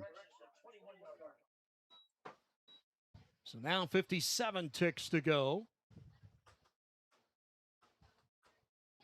Try a couple of running plays, I would think, Mike. See if you can get something busted. If not, maybe hold and try to get out of it here. You don't want to get a pick six, that's for sure. And you definitely don't want to, fumble it, turn it over, give it another shot. That's the big one. No more fumbles. Yeah. Embry looks over the defense. One back in the backfield. Got H sitting on the left side. And off middle, not much. Got to get Making the tackle for Oldham County that time, Lucas Young. Got to get the ball to the line of scrimmage quicker. Oliverio running the football now. He was in the backfield. Only gets back to the line of scrimmage. Well, they'll give him a yard to the 21. 2nd and 9 coming up. Clock running, and Mike Jackson, I think he heard us talking. Just get to the locker room and see if we can regather. Regroup. Correct mistakes. Talk about 2 positive quarters of football. Glycod would like to thank our corporate sponsors. Tell you about them in a moment. Here's Embry running to the left sideline. Ball batted back at him and out of bounds, and it's an incomplete pass with 7 seconds left to go in the half. Very difficult to roll left and throw right. It's just very, very hard. We thank our corporate partners for being a part of tonight's live, free-to-watch high school sports broadcast. If you're a business owner and would like to market through our platform, contact us at info@glycon.com. We'd love to have you. One play left here unless they have a quick incompletion. They'll send a different running back out there in Bryce. 3rd and 9. You still have 3 timeouts, but I'm not sure Oldham would use one. I don't think so either. Bryce on a delayed handoff. We'll get back to the line of scrimmage, and that's all. And that will do it in the first half. A bit of an eyebrow raiser here in the first half at Paul Cox Stadium. 31-0. I think Jamie Reed was playing a little possum with me when I talked to him earlier this week. His team, very impressive both sides of the ball here in this first half. I agree. DeSales has got a little work to do and some heart-to-heart conversation coming up. We'll take a break, come back. Football Friday night in Louisville. 31-0 Oldham County over DeSales. Back in a moment on Glycod. Looking to ease the stress of running a business? Then count on the accountants at Kelly King & Company. They offer a wide array of services, including taxes, payroll, and bookkeeping, while providing deep analysis and strategic guidance to help you make sound, smart business decisions. Contact Troy in Crestwood at 502-241-5656 or visit them online at kingcpa.net. Kelly King & Company, proudly serving and supporting Oldham County for generations and a dedicated partner to small business. Founded in 1910 in the Ohio Valley region, German American Bank has been raising the standards in banking and wealth management for over a century. Big enough to provide the conveniences of modern banking, yet small enough to care about the people and communities we serve. Because we believe that when a community thrives, its people prosper. We're lending more than money. We're lending a hand. German American Bank, building our community together. UA Local 502 is powered by Louisville and Southern Indiana's best trained, most productive plumbers, pipe fitters, and HVAC service technicians. A proud community partner with over a century's worth of service, UA Local 502 members have the knowledge and experience for the project you want done, whether it's large or small. Visit lu502.com for information about the contractors who employ our members. UA Local 502. We do it right the first time. Time matters, and when you're in need of a fast yet easy car wash, try Clementine's. Family owned and open 24 hours a day. Clementine's is a touchless wash that can make your car look as good as new in as little as 3 minutes. Visit them at the Old Thomas Car Wash location, 4139 Bardstown Road, or next to Kroger Fuel Center at 2010 Highway 53 in LaGrange. Clementine's, a proud supporter of high school athletics on Glycod, and juiced by Thomas Car Wash. From tools and equipment to tips on finishing your project, see the helpful folks at Crestwood Hardware, your locally owned Ace Hardware store. Built on more than a century of service, Crestwood Hardware offers Oldham County's best and most convenient selection of products for your home, farm, or garden. Visit Crestwood Hardware at 6536 West Highway 22, phone 502-241-8491. And for rewards when you shop, download the Ace Hardware app. Innovation is what allowed us to reach for the stars. And now, to reach for the ignition without changing your oil for what feels like forever. Introducing Oil Guard, a Ferris exclusive. This innovative Vanguard oil system lets you go 5 times longer between oil changes. Along with Ferris's patented suspension system, you'll cut faster, mow longer, and reduce maintenance. Anderson Sales and Service in Madison, Crestwood, and Louisville. 1965 Male graduate and basketball star George Tinsley knows the value of providing quality service. And that's what you get when you dine with Tinsley Family Concessions. They provide travelers with many fine choices at Louisville Muhammad Ali International Airport. Whether it's Auntie Anne's, Chili's, or Kentucky Fried Chicken, you know your travel experience will be a more comfortable and convenient one. Learn more about their company by visiting tfcfamily.com. Welcome back to Paul B. Cox Stadium, campus of DeSales High School. It's not gone well for the Colts early in this one. We're at halftime, and Oldham County leads 31-0 over the home team. Let's take a look at some of the scores around the region as we check the ticker. Tonight's scoreboard presented by Mechanical Contractors Association of Kentucky and UA Local 502. They do it right the first time. Collins is having their way with Henry Clay. That game down at Lafayette. About 4.5 minutes left to go in the fourth quarter. Male having their way with Butler, 21-0. That's in the third. Trinity running on Anderson, 42-13 in the second. They could reach 100 points in that thing before it's over with. Cal, they're having their way with Pikeville, 34-0 in the second. Washington County and Anderson County, Bearcats having a nice first half, up 19-0 in the second quarter. Owensboro leading St. X. That one's an impressive season opener. 10-0, still close in that one. About 9:20 to go in the second. A little bit later tonight, North Oldham at Lafayette. One of the things that invariably happens on opening weekend in the state of Kentucky in high school football is bad weather, and you have a whole lot of games that get delayed. Well, hey, how about it? This opening night, we get great weather, and a lot of those games are going to be finished before you can even bat an eye. So thanks for the good weather, Mother Nature, and we'll continue with our halftime show here in Louisville. It is Oldham County 31 and DeSales 0. Back in a moment on Glycon.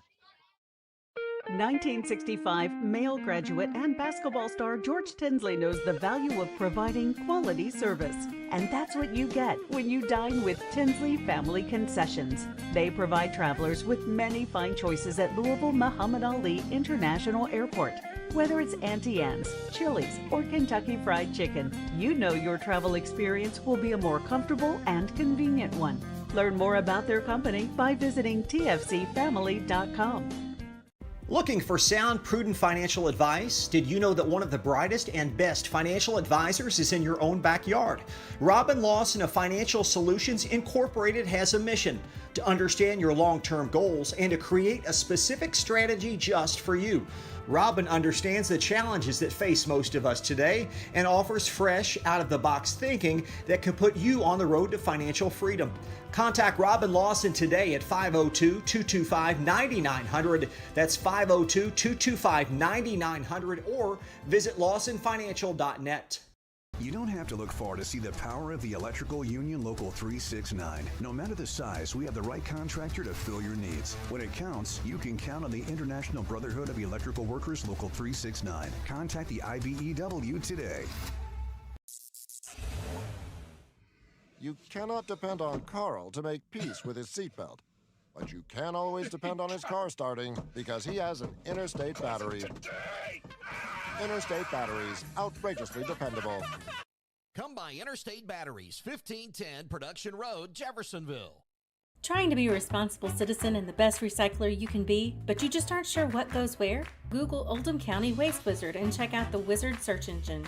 Just type in the name of your mystery item and see what pops up. It will tell you whether it goes in the trash, recycle bin, or donations. It tells you how to discard troublesome items like paint and televisions. Can you believe it even tells you how to get rid of a boat? Oldham County Waste Wizard, do you believe in magic? This message funded by Oldham County Solid Waste Management.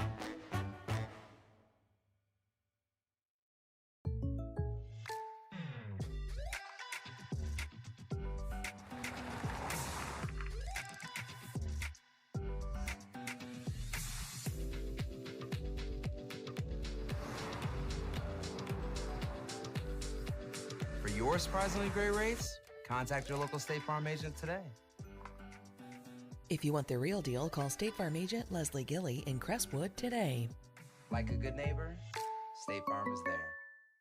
Time matters, and when you're in need of a fast yet easy car wash, try Clementine's. Family owned and open 24 hours a day. Clementine's is a touchless wash that can make your car look as good as new in as little as 3 minutes. Visit them at the Old Thomas Car Wash location, 4139 Bardstown Road, or next to Kroger Fuel Center at 2010 Highway 53 in LaGrange. Clementine's, a proud supporter of high school athletics on Glycod, and juiced by Thomas Car Wash. This segment of tonight's game is brought to you by Oldham County Recycling Center and Waste Wizard. Do you believe in magic? Crestwood State Farm Insurance Agent Leslie Gilly. Like a good neighbor, State Farm is there. And by Clementine's Car Wash. Get unlimited washes starting at just $20 a month. Let's take a look at tonight's first half scoring from German American Bank, strengthening communities since 1910. First score, well, all the scores have been on the Oldham side of the scoreboard here tonight. But J.B. Tucker, the quarterback, first start at the quarterback position for him tonight. First drive, first time Oldham touched the ball, ran him 66 yards down the field, ended up with a 7-yard touchdown run, his first touchdown run of the season. And Rowan Williams' extra point made it 7-0, and Tucker kind of set the tone, Mike, for that first drive. It was off and running for the Oldham County offense from that point on. That was their most complete offensive drive. They got the ball in their territory, took it into DeSales territory, executed, had some rough patches, but were able to get down, and then the sneak up the middle, if you want to call it that, was effective, and they did. They played that series really well. A safety after that with 10:08 to go in the second period made it 9-0 when the snap went over the punter Kurtzinger's head for DeSales all the way back to the end zone, and a safety made it 9-0 at that point. 7:30 to go in the second period. Another fumble, but this time it worked out well for Oldham County. The pass thrown to Luke Collier. He fumbled the ball before he got to the end zone, recovered, though, by his teammate Dixon Mount, 31 yards on the play. The two-point conversion was no good, and the score was 15-0. Another safety caused by another snap going over the punter's head, Kurtzinger, and went into the end zone, kicked out of the back of the end zone by Kurtzinger. With 5:03 to go in the second quarter, it was 17-0. I think practice may have an emphasis on long snapping this week for Mike Jackson's team. It seems that it's appropriate to think that. The other two touchdowns, Tucker threw his first two touchdown passes of the year. One to Cayenne Rankin with 3:34 to go in the second period. Williams kicked the extra point, made it 24-0, and then they added another one when Collier caught a 9-yard touchdown pass from Tucker. The Williams extra point with 1 minute to go in the first half, and it's 31-0, and that's where we sit right now. This team, they just kind of need to find some rhythm. You mentioned rhythm earlier, but something to go right for them, to give them a little confidence, maybe, is what Mike Jackson's looking for when he comes out. I think the first series for DeSales, they made some noise, and actually the second series too. They made some noise. They didn't, a couple first downs maybe, but the reality is they didn't get to score. Didn't get close enough to score, I should say. But then once Oldham County started figuring out what was going on, they were able to collapse their defense, blitz some linebackers. Come straight up the middle. And they were effective in the backfield. And that's why you saw a lot of broken plays, a lot of rushes out of the quarterback pocket, things of that nature. So I think, if I were in the sales locker room, I would just basically say we need to erase what happened those first two quarters, and let's go out and execute, and let's have a good showing and get some first downs, get some touchdowns, maybe make a couple stops on defense, and at least let's show what we have. Yep. We win. They're going to have to make a stop on defense first because Oldham County gets the ball. And but on the flip side, if you're Oldham County, you need to start my conversation would be, it's your first game. We executed well, but now we need to clean up what we messed up. We got to work on the offsides. We've got to work on, special teams, making sure we fill our seams and gaps and stuff so they don't get a long run on us. And it's little things like that a game like this can really help them with. All right, we're going to take one more break, come back for the start of the second half. Come back with us here. Football Friday night in Louisville. It's the start of the Kentucky high school season. Oldham leads 31-0 over DeSales here on Glycod. UA Local 502 is powered by Louisville and Southern Indiana's best trained, most productive plumbers, pipe fitters, and HVAC service technicians. A proud community partner with over a century's worth of service, UA Local 502 members have the knowledge and experience for the project you want done, whether it's large or small. Visit lu502.com for information about the contractors who employ our members. UA Local 502. We do it right the first time. Lines Direct, not just blinds.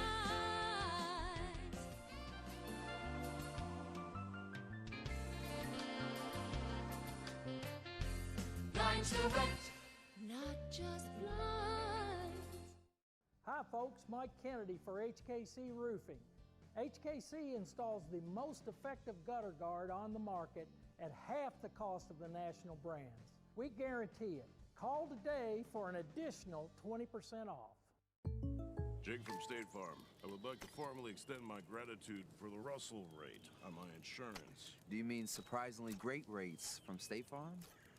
I don't believe in accepting help, but I'll make an exception. Here's the deal, Russell. There's no special rate. These prices are for everyone. Consider us square. I made that from memory. I know your face that well. For surprisingly great rates and great service, call State Farm agent Mike Shelton in Louisville today. Like a good neighbor, State Farm is there. The Toro Grandstand Multi-Force is the stand-on mower that is built to dominate every season. Serious power for snow or shine outdoor jobs with less downtime. Toro's Grandstand Multi-Force is exceptionally maneuverable, and you can unleash its all-season versatility with a variety of available quick-change attachments. For a complete selection of Toro and other quality outdoor power equipment, visit the Mower Shop at 7400 Preston Highway. Founded in 1910 in the Ohio Valley region, German-American Bank has been raising the standards in banking and wealth management for over a century. Big enough to provide the conveniences of modern banking, yet small enough to care about the people and communities we serve. Because we believe that when a community thrives, its people prosper. We're lending more than money. We're lending a hand. German American Bank, building our community together. You're watching UA Local 502 Louisville Football Friday on Glycod. It's been the JV Tucker Show. Quarterback, just a sophomore, but he has been impressive tonight. Oldham leads 31-0 at the half over the host DeSales. Jim Tyree, Mike Shelton with you, a cast of thousands, as we welcome you back to Paul B. Cox Stadium. 12-year-old stadium, beautiful stadium here on the campus of DeSales. And they had a huge recognition, Mike, at halftime of class reunions from different years. And they made their way down the field. And it's a proud group here that have attended DeSales High School. A lot of proud folks in the South End. I mean, DeSales has always been a well thought of and well regarded school, and had their athletes through the years. And you're right, the facility, 12 years old, very, very nice for a small private high school. And, they had a nice crowd, a very nice crowd. And it looked like the community came out to see the opener. Tucker listed as 5'9", 170 for Oldham. He's got a rushing touchdown, 2 passing touchdowns. Would have had another one had it not been fumbled. The catch was made, fumbled inside the 5-yard line, fell on by another Oldham County player, but that would have been another touchdown pass for Tucker. Just a sophomore. He looks seasoned almost, and this is his first year at quarterback. I think so. I think that, he's obviously got some places to iron out, but, given the circumstances, first start, coming to a hostile environment, he's done really well and look for good things to happen throughout the season. Last year he had 6 pass attempts and completed 2 of those for 35 yards. So getting the bulk of the action here and showing Jamie Reed that he can count on him as it gets deeper into the season. Taking a look at the schedule for Oldham County, it's tough. I Oh. mean, it's just brutal. At North Oldham next, and then at Collins. Shelby County is their next game coming up on August 28th, then at North Oldham and at Collins, then South Oldham. You have to play all those Oldham County schools. That's always a gauntlet to have to go through. There's good football up here. I mean, especially, your 6A schools all have good, talented athletes. But, once you get outside Jefferson County, the Oldham County schools, the Shelby County schools, the Bullitt County schools, they all have good athletes. Maybe not as many numbers as your Trinity or St. X, but still have good athletes. So it's good football at that level. Next week for Mike Jackson's Colts team doesn't get much easier at Nelson County. That's a tough one to hoe. And then they'll get back to classes more at their level with Holy Cross coming here on September 4th and Kentucky Country Day coming up on September 11th. So that's a look at the schedule for the two teams involved here tonight, at least upcoming anyway. It looks like that you talked about Oldham being in that district. It looks like the class of 6A again is probably going to be the Trinity Shamrocks. It seems like every year that they're at least in the conversation. Most of the time it starts with them. Well, they're a machine, and when my sons played at Mayo, we were able to compete and beat them. But that's rare. It's rare for a public school at any state, at any level, to beat a private school, just because of facilities and the ability to bring in athletes and so forth and so on. So Trinity definitely has the upper hand in most of that. Mayo's in a rebuild with a new coach. St. X, somewhat of a rebuild, but definitely a new coach. Brian Landis played at Georgetown after I did. And Brian's a good man, and he's going to do really well at St. X. But, the good news is, bad news for Oldham County is they're in Trinity's district. Yeah. The good news is St. X and Mayo are in two different districts. Yep. But Manual's got a good program going right now. They really do. And, Seems like they're always on the cusp. They are, and Coach Eckloff, Keith Eckloff, has done a great job there. So I look for good things out of Manual as well. Here's Drew Dietz. He's going to get a chance to kick this one away for DeSales. Oldham County gets the football as DeSales won the toss, elected to receive in the first half. We're almost underway with a 31-0 score, and Oldham County on top. Nice kickoff all the way back to the 4-yard line, taken by Collier. Squirts through a little crack, but then shut down at the 24. And the first man to get to him and put the hit on him was Ortega Vasquez. And Ortega Vasquez, a senior, 5'11", 190, did some things last year. He's really going to have to do what he's done tonight later on in the season. I agree. I'll have to give Jackson credit now. They came out and they were ready to play. That first kickoff, you always can tell in the first 3 to 5 plays just who's ready to play. And it'll be interesting to see how the defense responds to Oldham County. They give Collier the 25, so it'll be a 21-yard kickoff return, and that's where Oldham starts, the 25-yard line. 1st and 10, Tucker bends down to adjust his sock. He's got Lee with him in the backfield. He'll give it to the man coming across in Collier, running room. 30, 35, gets the corner. Midfield taken down by the ankles. His pin's taken out by Oliverio as he got into DeSales territory at the 47-yard line. That is a gain of 28. It's a solid run. Got outside, got around the corner. Defensive end for DeSales got sucked in a little, and that was the difference maker, and he turned the Jets on. Probably see Oldham utilize the running game here in the second half. I would think, again, Oldham County, from this standpoint, it's limit injuries. Get to the running clock, keep the clock going. Do not get anybody hurt. Let's get out of here. You say that, and Tucker comes out of the play call just a little bit of a limp. Pulls it out, throws it across, incomplete. Collier, middle of the field. He was covered by Silas Jones. I thought there may have been a little bit there before the ball got there, but it looked like he had one of his hands. I agree. The officials did not throw the flag. It'll bring up 2nd and 10. Well, there's a free zone there, 3 to 5 yards. So maybe he wasn't outside the free zone. 2nd and 10 now. Tucker still with Lee on the right hip. Twins going to move in motion this time. Mount, fumble. Mount's able to go back there and pick it up. Or check that. That is not Mount. I thought it was 13. It was 19. Weston Briscoe Briscoe able to go back and get the football. It was mounted motion, but Briscoe came back and did a nice job of covering up the football. The spot of the ball will be all the way back to the 44. Oldham County, really the first mistake we've seen that could cause a turnover other than the drop pass that was covered up in the end zone. Just a high snap, didn't handle it. Probably wasn't handleable, but still. Timeout called by Jamie Reed and the Oldham County Colonels, facing a 3rd and 19.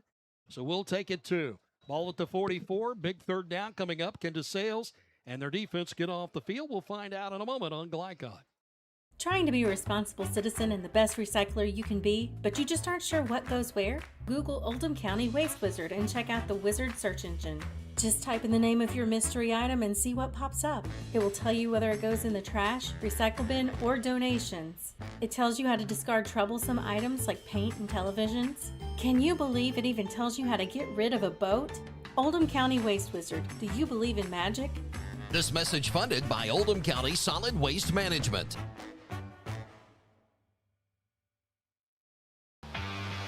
You're watching UA Local 502 Louisville Football Friday on Glycod.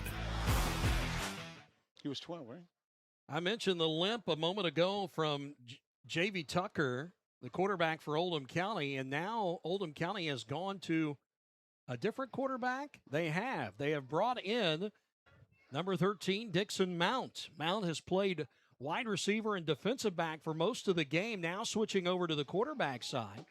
So Tucker out of the game now, possibly his night done in a 31-0 game.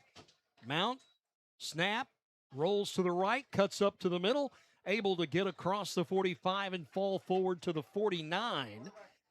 And a gain that time of about 5 yards. Not going to be enough on 3rd and 19. Didn't want to take a chance on Tucker getting hurt. We'll have to wait and see if he comes back in. Well, from an Oldham County perspective, DeSales hasn't done much offensively. So with that said, pinning them back gives you a better chance of scoring and getting the clock to a running clock. Punter and Williams. Rowan Williams, nice snap, gets it away. Almost getting there was Oliverio. And the punt will bounce back to the 14, taken there by Jones. Sidesteps one, wrapped up at the 25, and a group of white jerseys will force him to the sideline. It'll be 1st and 10 for DeSales, but Mike Jackson gets what he needs on the first drive of the second half. He does get helped out by a fumble, but his defense gets off the field. Right. That's the big thing. They just got to keep the ball on the offensive side, they being DeSales, to give them a chance. They just need to keep grinding it out and give them a chance. Second worst field position, starting field position for the Colts in this game. They had a touchback earlier that started them at the 20-yard line. This will be from the 25. And it looks as if we have a new quarterback for DeSales. Noah Cross, the sophomore, is into the game. Oliverio in the backfield, throw, left side, little wide receiver bubble, caught by He's still up. Choate, He's still up. Escaping tackles, finally forced out of bounds at the 45. No, they're going to say he stepped out at the 41-yard line. Getting over there to force him out that time was Lincoln Weaver. Nice play. Esterly, the defensive back, was the one that forced Choate out. It's a first down at the 41. Almost a fumble of the snap, or the pitch, and Oliverio is able to get upfield after securing the football at the 51, close to another first down. Showing a little pep in their step on the DeSales side. So 2 big plays. One on a pass play with a new quarterback in Noah Cross. The second one on a running play by Oliverio. New running back into the game for DeSales on this play is Bryce. But Cross stays in at the quarterback spot. Fakes the handoff down the sideline, overthrows his receiver intended for Jones. Well covered over there by Kellen Blake, a sophomore defensive back. It's timing throw, and he just overthrew him. It'll bring up 2nd and 10. Ball a yard into Oldham County territory. And DeSales has been there before. They've just not been able to capitalize. They got to keep the momentum. And like I say, first downs lead to touchdowns. It's just that simple. So Cross getting the shot. They went with Riley Embry, the junior, in the first half. Cross starts at quarterback here in the second half, running up the field. Gets hit at the line of scrimmage. Actually going to lose a yard. And we've mentioned this name before tonight, Noah Robertson. He's done good things and bad things, but Robertson with 2 encroachment penalties makes the tackle for loss there for a yard back to midfield. Did. Nice solid hit. Second level, Oldham County is really tough. And now over to the sideline is Cross. Looks like he's out for this play on 3rd and 11. They're going to go with someone else. It looks like it's going to be Embry back in there, the junior. So Cross got a couple of plays. Looked like he was running the offense well. Now Embry on 3rd and 11. Going to throw, backing away from the defense. Throws incomplete. Had a man out there intended for Cam Wells, but well covered. And Oldham County just getting through the line very easily. Yeah. What happened is Cross's helmet came off. So you have to go out of play. Gotcha. That's what I don't think he was injured because he's coming back in now. This punt, so maybe he's not. But anyway, regardless, his helmet came off. I noticed that. So Cross's helmet comes off. He has to leave the field, and Embry is not able to convert the 3rd and 11. Big pressure in the backfield by the Oldham defense. And a punt coming up now. Let's see if they can get the ball to Kurtzinger, the punter. Michael Kurtzinger, the 6'1 senior, able to pull this one down and get it away. And a flag coming. He got roughed. Coming in to try and block that was Lincoln Weaver. And Kurtzinger got it away. So roughing the kicker coming up, and it'll be a first down for DeSales. You know, that's just a mental mistake because you're 31 points up. You don't really need to do that. Give them the ball back. Let's pin it back, blah, blah, blah. And, so forth. So that's just what those are the little things that Oldham County is going to have to clean up to be competitive in their district. They're going to say running into the punter, so that will actually be declined by DeSales, and the result of the play will be Oldham County ball after the punt. Not a bad punt by Kurtzinger either after being pressured. I agree. Got it down to the 22. That may be the worst starting field position for Oldham County in this game. I think you're right. We'll see what they do with it from here. So only running into the kicker was called. Who we got back out there, quarterback? And it looks as if they're going to stay. They're just going to run the ball. This is more of a wildcat formation for them. This is Briscoe, Weston Briscoe. And play blown up. Falling down in the backfield was Mount. And a loss on the play, and he may be hurt. It looks like he just fell to his feet or fell to his hips. And Mount is hurt, so apparently he got hurt on the run, handoff underneath, going to the right side, and looks like he's suffering from cramps. We'll take the break on the injured player. 31-0 Oldham with 8:45 to go in the third here on Glycon. You don't have to look far to see the power of the Electrical Union Local 369. No matter the size, we have the right contractor to fill your needs. When it counts, you can count on the International Brotherhood of Electrical Workers Local 369. Contact the IBEW today. You're watching UA Local 502 Louisville Football Friday on Glycon. The injured player for Oldham County is Dixon Mount, and he is up and able to leave the field on his own power. The way he was being stretched out by the trainer, it looked as if he was having some cramp issues, which is a normal thing. First game of the year, August heat. It's always that field down there trapping some heat on the artificial turf here at Paul B. Cox Stadium. So he's still having some cramp issues, walking on his heels as he comes across the field. Will leave the game. It'll be 2nd down and 13 after the 3-yard loss, after Mount went down immediately after touching the football. Cramps are so common this time of year, but I think a lot of it is the heat, don't get me wrong, but some of it is you're finally at game day, you're giving a little more than you usually give in practice, and so therefore your muscles aren't used to that. By game 3 or 4, they're used to that quick twitch, and it's okay. So He'll be fine. So it is Weston Briscoe that is the new quarterback. He's a freshman, 5'9", 165, but he'll be out there holding or handing the football off, and a fumble on the snap. I'm not sure it ever got to him. No, he sort of rolled it back there. So Briscoe falls on it. They're able to keep possession, but another loss. This is going to take them back 3 more to the 16, just shy of the 17, and that will bring up a 3rd down and 15 play here for Oldham County, and they're going the wrong direction. They are. You know, center's hands probably are wet. The ball could have some moisture on it. I mean, there's a lot of different reasons that a shotgun type snap doesn't happen, but it's just, you know, again, it's all first game. So Oldham County had a great first half. Obviously, some mistakes are showing right now. They just got to iron them out and, you know, keep moving. Here's a big opportunity for DeSales, though, if they can get off the field. Is Tucker back out there? He is. Tucker back at the quarterback spot on 3rd and 15, and he's going to throw. Left side, looking. It is tipped away at the last moment.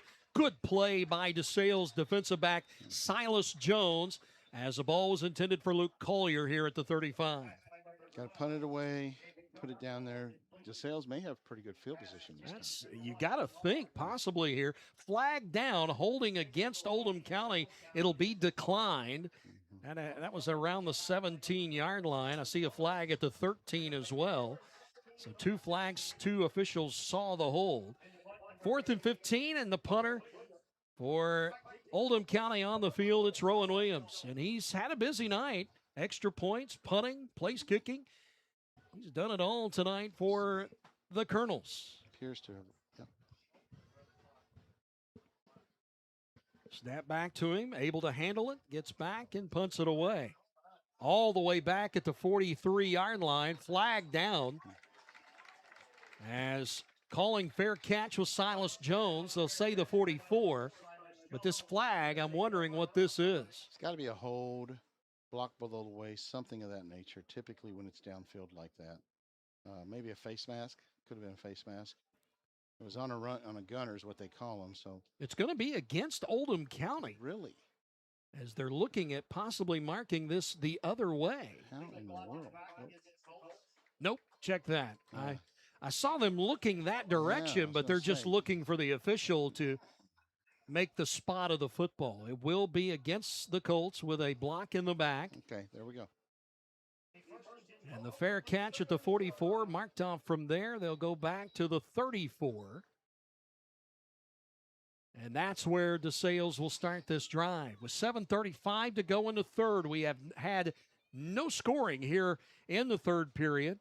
Only about halfway, a little more than halfway left to go in the third period. And back out there at quarterback for the Colts is Cross. Snap, handoff quickly to Schote. He'll turn the corner, get upfield, knocked out of bounds at the 41-yard line. That's the speed they have to have. They have to find the seam, and when they hit the seam, they've got to get that burst, and it makes a huge difference, and that's what he's telling him right now. Getting over there to make the tackle, Jess Ossifer. It sounds like me. When I'm trying to make sure that I'm saying it right, I do not say it right. Jess Officer made the tackle. We talked about him, leading tackler of the team a year ago, 100 tackles. And we just haven't called his name a lot, but they haven't needed him. They haven't really needed him. Another handoff, this time up the middle, hit early, gets away from it, able to get the first down across the 45 to the 46. Yeah, nice throw, or nice run. That was Tariq Chase. Chase able to get it the first down and get the ball to the 46-yard line. That was a 6-yard run. 1st and 10. DeSales has been able to move the football with their running game a little bit here. I'm impressed with their comeback in this third quarter. They have definitely showed their fighters. Cross looking for the play call. Gets it from Mike Jackson. In the backfield is Oliverio. Takes the handoff, looking to throw, now runs. Slides down at the 48-yard line. They're going to say he started it at the 47. Yep. It'll be a pickup of a yard. When you have a young quarterback like that, They make a couple of reads, and then they think, I got to get out of here. Get out of here. And he did the right thing stepping forward in the pocket, that it was starting to collapse even there. So good play, just heads up. Don't take a loss. Don't fumble the ball.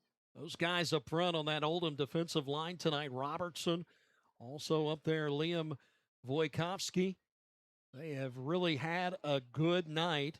Weaver up there with a hand down every now and then. 2nd and 9. Fakes the throw, draw play. Right in the middle, met. Loss on the play. Just got eat up front. Oliverio couldn't find any running room. Charge led by Hunter Hopkins. I think they maybe had safety blitz or something like that. Number 7 came in, and he may have been the backside linebacker. But, yeah, they had one guy blocking 3 Oldham County defensive men, and that's just not a good combination. Hopkins, the one guy I didn't mention when I mentioned the defensive line, and I should have. He has had a good night. He has. You're exactly right. Loss of a yard takes it back to the 46, 3rd and 10. Will Cross have time enough to throw? Miscommunication by the wide receivers. Now they're good to go.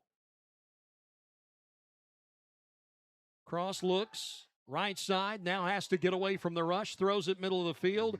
Flag down. Complete the pass to Ortega Vasquez. Tackled right where he caught it. Hardy Deeves on the tackle.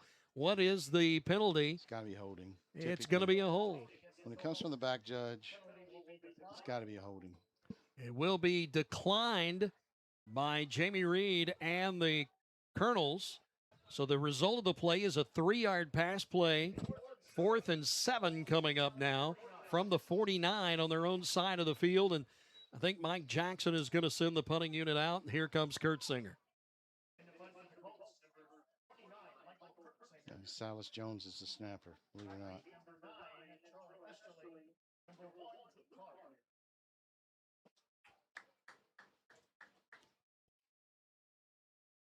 Back deep. You have both Weaver and Collier. Punts away. It'll be Collier, 21-yard line. Got running room. Gets away from 1. Head on at the 35 and then scoots forward for about 2 more. Nice punt return. 16, 17 yards by Collier. He's done that all game. Nice punt, nice run back. Just good heads-up, hard-nosed football. 4:20 left to go here in the 3rd. We had a 31-0 halftime score, and that's exactly where we stand right now. This 3rd period has taken a while as DeSales has been able to move the football a little bit. Came out with a fire lit under them. They did. Oldham has been moving the wrong direction most of the time when they've had the football. They have. I agree. Starting from their own 37 here, 1st and 10. And it'll be Tucker back out there at quarterback.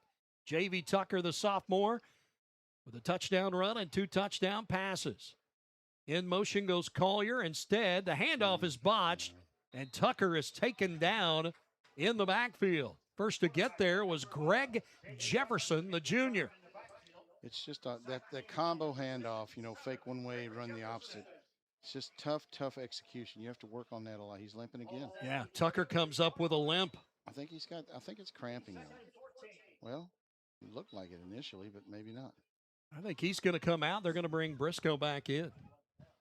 Yeah, he's out. Yeah. And it's a noticeable limp now, Mike. It is. You got to wonder. You just got to,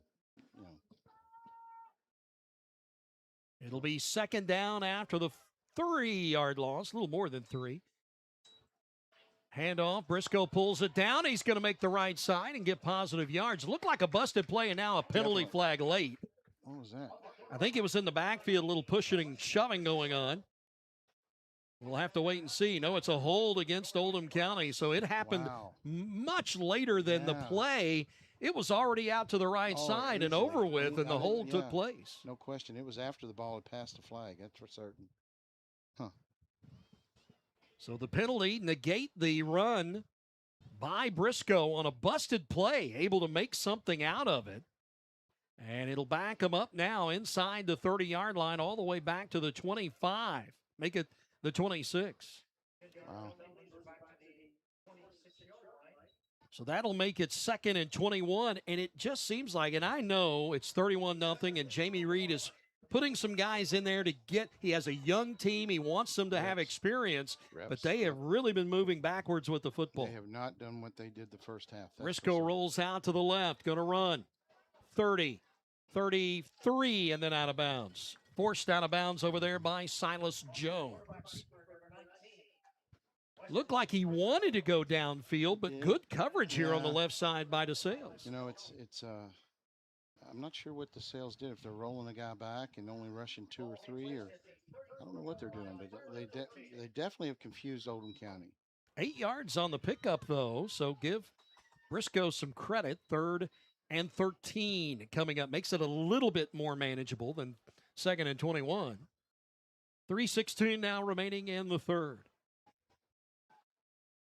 Briscoe with Lee next to him, but 3 wide to the right. He's going to move to the right side, then pitch it. Lee got room. Oliverio grabs him by the ankles and pulls him down at the 37-yard line. Nice open field tackle there. Great tackle by Oliverio. That'll bring up 4th down. They give him actually the 39. So a gain of 5 yards, but not enough to move the sticks. And here comes Rowan Williams to punt the ball away. And Jamie Reed's happy to play this game all night. Yeah. Just got to keep it in bounds and not give away a touchdown or a pick 6 or something like that. Williams low snap, but handles it, and it's blocked. Oliverio has tried that all game. This time able to block the punt, picked up by Chase, and Chase will fall inside the 10-yard line to the 8. And a big play gets DeSales on the cusp. It'll be the deepest they've been in enemy territory all game, and they're able to start the drive from the Oldham County 8-yard line after a blocked punt by Oliverio. That's big. Very, very big. Just trying to get on the board now. 2:27 to go in the third, and Oldham up 31-0. Can the Colts put the dot on the exclamation point? Sideline warning is going to be called on Oldham County. No penalty yards given on that just yet. It was a warning issued by David Sewer, the referee. And now the Colts with their best opportunity of the night to score. Just shy of the 7. 1st and goal. Oliverio, the leader on defense, the sophomore, led the team as a freshman in tackles with 100. And now back in at quarterback is Noah Cross. He'll give it to Oliverio. Can he finish it? Making the edge, the 5, the 4, the 3, and that's as far as he can get. Driven out of bounds over there by Kellen Blake, the defensive back, the sophomore. Oldham County did a real good job stringing that out, even though it was the wide side of the field. And then obviously he turned the corner, but safety came up and met him and shoved him out of bounds. Nice play. 2nd and goal from the 3. A 5-yard gain for Oliverio. They wanted to reward him for the great play on special teams, blocking the punt. He's still there in the backfield. Can Oliverio finish it and get DeSales on the board for the first time tonight? Cross still looking at the sideline. Now looks at the defense. A second head turn. Ready for the snap turn. Give it Oliverio. Sneaking through. Going to be stopped and about a yard loss. And Robertson again. And he has had a huge game. He's made some mental mistakes, but give him the first game of the year, a couple of those. He has made some big stops in the middle.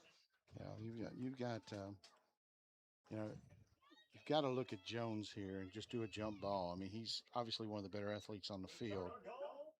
And you've got to get the ball in Jones's hand. The ball now just shy of the 4. 3rd and goal. I got to think 4-down territory for the Colts. No question. No play coming in just yet. Now they get it. Ortega Vasquez moving all the way to the slot.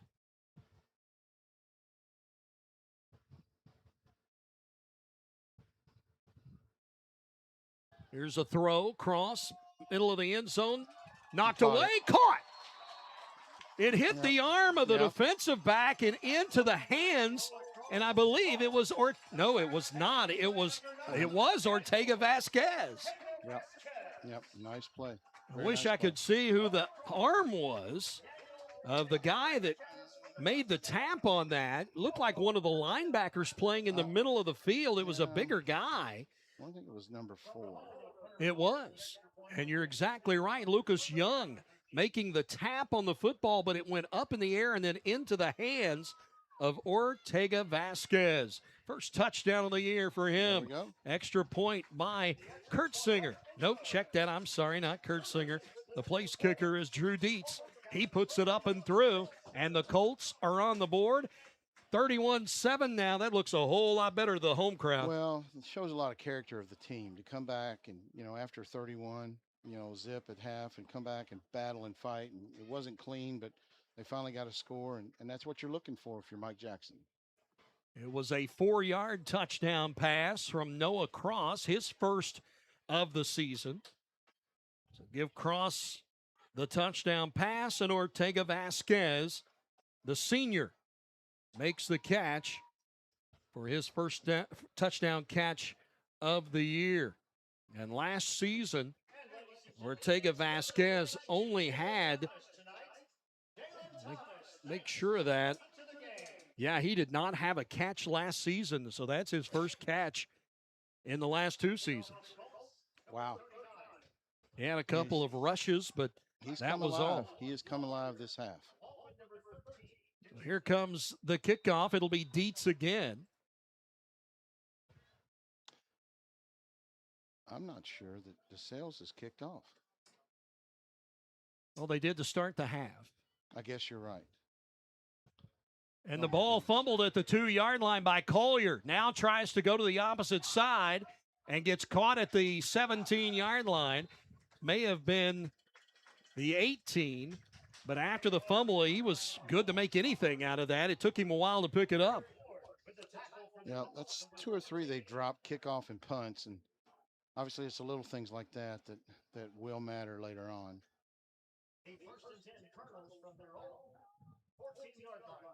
I said the 18, actually the 14. 14-yard line, so a return of 12 yards after the fumble by Collier. I have to figure it's a new quarterback.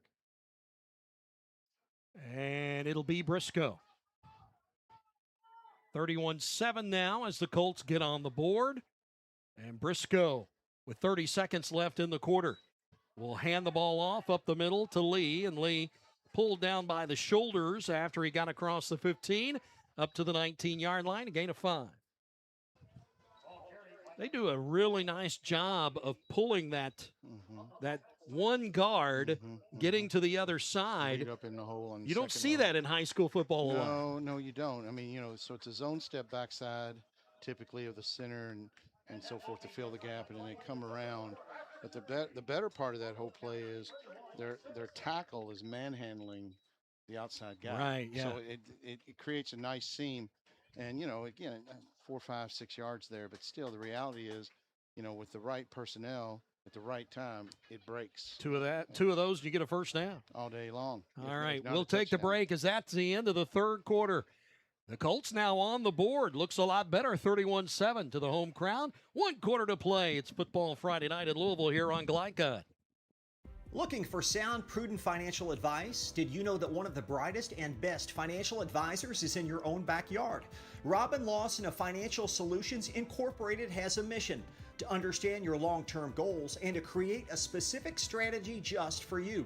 Robin understands the challenges that face most of us today and offers fresh, out-of-the-box thinking that can put you on the road to financial freedom. Contact Robin Lawson today at 502-225-9900. That's 502-225-9900 or visit lawsonfinancial.net. Trying to be a responsible citizen and the best recycler you can be, but you just aren't sure what goes where? Google Oldham County Waste Wizard and check out the Wizard search engine. Just type in the name of your mystery item and see what pops up. It will tell you whether it goes in the trash, recycle bin, or donations. It tells you how to discard troublesome items like paint and televisions. Can you believe it even tells you how to get rid of a boat? Oldham County Waste Wizard, do you believe in magic? This message funded by Oldham County Solid Waste Management. You're watching UA Local 502 Louisville Football Friday on Glycod. The officials have dinner on the table waiting for him, so they got started quick here. They jumped it out there. In the fourth quarter, a play by Oldham County, a throw to the outside by Briscoe that was knocked down on a nice play by the defender Caleb Schote of DeSales, and it'll be now third down and we'll call it 5. They've got to get to the 25-yard line or a little bit ahead of the 24. The Twins. And Lee still in the backfield. Briscoe the quarterback, though, and they'll give it to Lee. Up the middle, first down. Yep. Fell across the 25 to the 26. Jefferson was there for DeSales, but good forward running by Lee and Oliverio underneath all of it at the end. It's still enough for a first down. I think you're right. And that's, Oldham County, if there's anything, the third quarter really wasn't their best showing. If anything, they need to come out and just play solid football and keep the 31-point difference and, show that they can regroup. 27-yard line now for Oldham County, and they will be looking to use clock. Briscoe with Lee on his left tip, back to throw, looking, trying to go down the field, overthrown. Yeah, timing's just off. It's tough with a backup quarterback, and most of the time your one gets all the reps, and it's just part of the game. But Cayenne Rankin, the intended receiver, Caleb Choate again. Choate has been tested tonight. Yes. They have thrown to his side many times. They have. You're exactly right.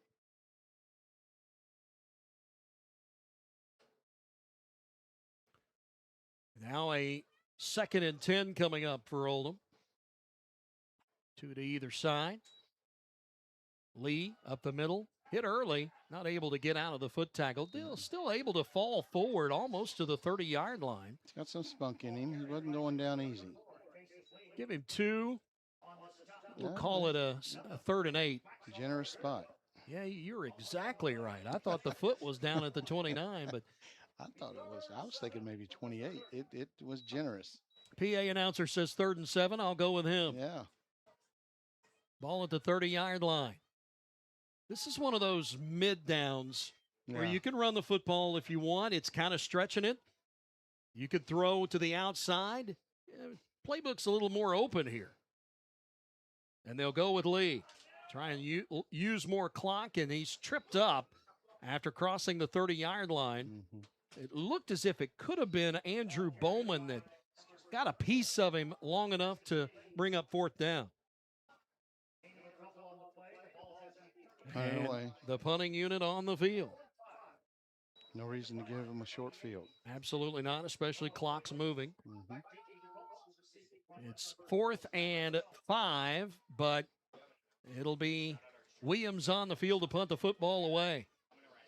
Rowan Williams has had a busy night. He'll have to ice the leg tonight. And here it comes. Last one was blocked. He gets this one away. It's short. It's going to bounce at the 42-yard line, right into the hands of Silas Jones, and he'll be knocked down as he crosses the 45.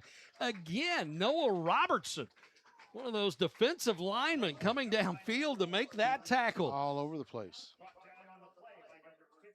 Robertson, 5'11", 200, showing some wheels to get down and make the play on Jones. They'll mark it at the 46, so a return of about 7 yards because it bounced at the 42 right into the hands of Jones there. 1st and 10. DeSales, good field position to start this drive with 9:46 to go in the game. Double digits on the scoreboard would really make it look a lot better. Oh, I would think so. I would think that would be a victory in itself. Cross again? No, different quarterback. It's Jones. Wildcat look probably. Wildcat look, turn, fake the pitch. And yeah. Jones will move to the right side, get tripped up. Great open field tackle by Oldham County's Hardy Deeves, a sophomore. We've mentioned him a couple of times. He's been all over the field as well. He's had a good game. If he didn't get that shoestring tackle, though, it's a few more yards.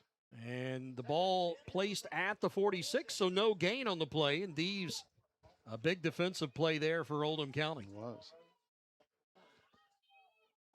Jones, that time, Mike, he turned one way, then turned the other, and just not started. The play didn't start well. No, it wasn't fluid like his other He'll try it again. Gets the snap. Going to throw. Almost picked off. Right into the hands of Landon Davis, the senior, who probably should have had that one and probably should have had 6. That was a pick 6 if you ever saw one. I mean, it was. I mean, just if anything, he was surprised he had it in his hands. Looked like it may have been intended for Schode over there on the sideline. It's an incompletion, a big, loud incompletion, and 3rd and 10 coming up now for the Colts. Back in the backfield is Chase to go with Silas Jones. So they go with Jones at quarterback for this whole drive so far, but facing a 3rd and 10.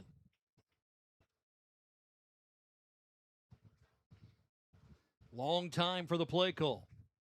Now the snap to throw. Middle of the field, incomplete. And intended for John Bowling, a senior wideout.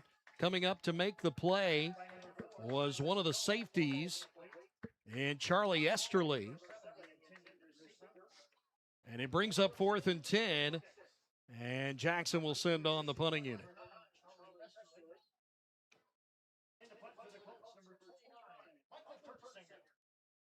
You know, Jackson has been around the game of football in the state of Kentucky for a long time. Longer than me, probably. Had a stint at Ballard at one time. Pikeville. Oldham County. He was at Oldham County at one time. Yeah, matter of fact. So he's familiar with this area. Low snap through the hands of Kurtzinger. Keeps looking back, not going to be able to get there, and it's covered up at the 15-yard line. Another fumble on a punt snap, this time too low. The first 2 had been over the head of Kurtzinger. This time it's too low, and it goes right past him. It's just a tough thing. I mean, you know, it's a shame. It's tough. So now you got to think the long snapper may have been thinking, I got to compensate a little bit, and didn't give enough on it. I'm pretty certain the last several times, I didn't pay attention that particular time, but Jones was the snapper, and the snap was better. So I'm going to assume it was him again, but it was just low, as you said. And it's just, you know, it's with the football, it's just hard to handle once it hits the turf. So the punting game has gone awry tonight for the Colts, something they'll have to work on. Briscoe back in at quarterback. In the backfield with him is Norton. We haven't seen him since the first half. He'll get the handoff up the middle. Positive running room, bouncing off a couple, taken down inside the 15, down at the 11. It'll be a gain of 4 for Norton on his first carry in the second half. 8.5 minutes to go. 31-7.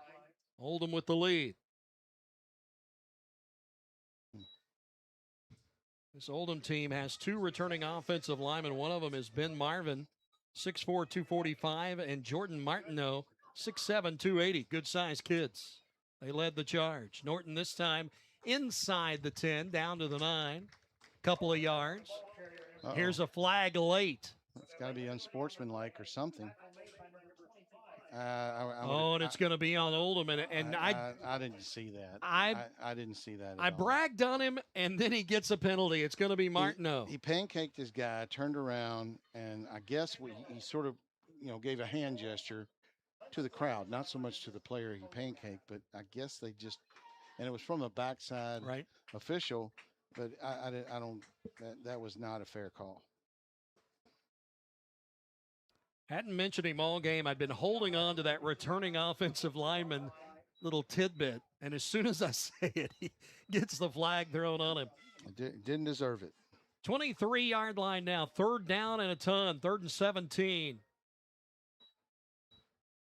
Briscoe leaning back, going to throw down the sideline. He is looking for Rankin, and Rankin catches it. A flag is thrown, but Rankin may have his second touchdown catch of the night. Only thing I can figure out on the flag is either it's a push-off or, it's a push-off. Offensive pass interference will be called on Rankin. It was either a push-off or he didn't get his helmet turned around to defend the ball. In other words, you can't get that space. You cannot. I'm talking about the defense. The defense has to be looking at the ball. You can't just throw your hands up. You know, you have to defend properly. It was a gorgeous catch, but it's all for naught, and there's a player still down Cramps. who's getting some cramps for DeSales, and I think it showed who was the guy that was covering. Looks like he may pop back up here, and we'll call it. We'll take a timeout. 31-7 Oldham. They just had one wiped off the board with 7:49 to go in the game. Back in a moment on Glycod. LaGrange Service Center is a professional automotive service center that aims to provide the highest level of customer satisfaction. Their team is dedicated to performing honest and ethical work. Their experienced technicians make affordably priced immediate and scheduled repairs. Plus, they offer 24-hour emergency roadside assistance and much more. Located at 409 West Jefferson Street, or call 502-222-1673. LaGrange Service Center. You're watching UA Local 502 Louisville Football Friday on Glycod. 31-7 Oldham, 7:49 to go in the game. Cramps for one of the defensive backs for DeSales. Looks like they've got him back over to the sideline now. Middle August in Kentucky. Humidity. Cramps are to be expected at this time of year. No question. And now the officials ready to get things started once again. Colonels just had a touchdown pass wiped off the board on an offensive pass interference call. It would have been the second touchdown catch of the night for Cayenne Rankin, the sophomore wide receiver. He had a 44-yard touchdown catch earlier in the first half. Oldham has not scored since they scored with a minute to go in the second quarter. DeSales has the only touchdown of the second half. This will be third and get a calling card. Never going to get there. Here's a throw down the field, down the seam, and flags. You're going to get it anyway. He drew that foul. Did you see him cut in at the last second? It was Rankin again and gets bumped by the defensive back Jones, and it'll be pass interference this time against DeSales. First down. Now, will it be enough for the first down, or is it automatic? I think it's automatic, isn't it? It was 3rd and 26, No, so I don't think it'll be enough for the first down. I thought it was an automatic first down. I guess I'm wrong. Still 3rd and what? 3rd and 18? 17, yeah, 18. I think you're right, 3rd and 18. So this is a bit more manageable. Sure. What's 4-down territory if you get, I got to think you're looking at Rankin. Oh, he's not out there at this time. He's going to throw this time to the right side to Weaver, and it's intercepted at the 8-yard line. Who was it that got that one? 7. It may have been John Bowling. Yeah. I was going to say, they've got to call it interception. Just an arm in there by Weaver as they tried to get him a touchdown, and Bowling does get the first interception of the year for the DeSales Colts. So Bowling, a 6'3" senior, wide receiver and defensive back, he gets the turnover, and the Colts will keep Oldham County out of the end zone. They have brought the fights 3rd and 4th quarter. Congratulations. It's been a much closer game, but again, Jamie Reed has put in some other players in to get some experience for them. Such a young team this year. We mentioned at the outset of the broadcast, 27 seniors left from last year's team. He has only 8 seniors on this team. So a very young team from a team that went 6-5 last year and lost in the first round of the playoffs in the state of Kentucky to Simon Kenton. It's going to be Jones again at quarterback. They have gone through the litany of quarterbacks in this one. Oliverio in the backfield. They're missing a player. They finally get Chase on the field. He's in the slot left side. Ready to go. Moves him in motion and gives him the ball, and he's hit at the 2 and brought down right there. And the guy that just had the pass picked off in front of him, that's Lincoln Weaver, who makes the tackle in the backfield. Lucky it wasn't a safety. Very lucky. Yeah, I mean, he came through their heart. They give him the 3-yard line, more on forward motion than anything else. Must be. A loss of 4 on the play. It'll bring up 2nd and 14.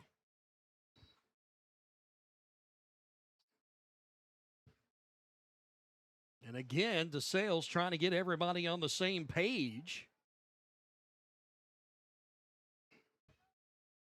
as Jones goes back to the quarterback position. Oliverio on his right hip.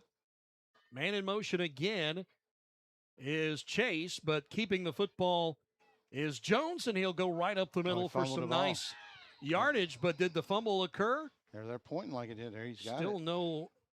no indication from the officials. They're going to say he was down. Yeah. Oh, no, they have given it to Oldham County. How about that? It is a fumble recovery by Oldham County.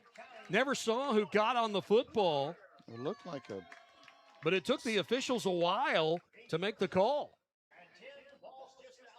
I don't know who. Thought it was number 1. Could have been Collier. Couldn't tell. Oldham with a lot of two-way players. They do. 1st and 10. Ball recovered at the 11-yard line. And Oldham gets it right back. So an interception for DeSales. And then on a second down run, the quarterback, Silas Jones, fumbles the football and Oldham recovers. Briscoe back in at the signal caller position. They brought Robertson in now to play as an H-back on the left side. Handoff up the middle, Norton. He gets hit early. Nowhere. Oliverio slicing through to make the tackle. Seam was outside. Cut it back in. He just takes one step outside.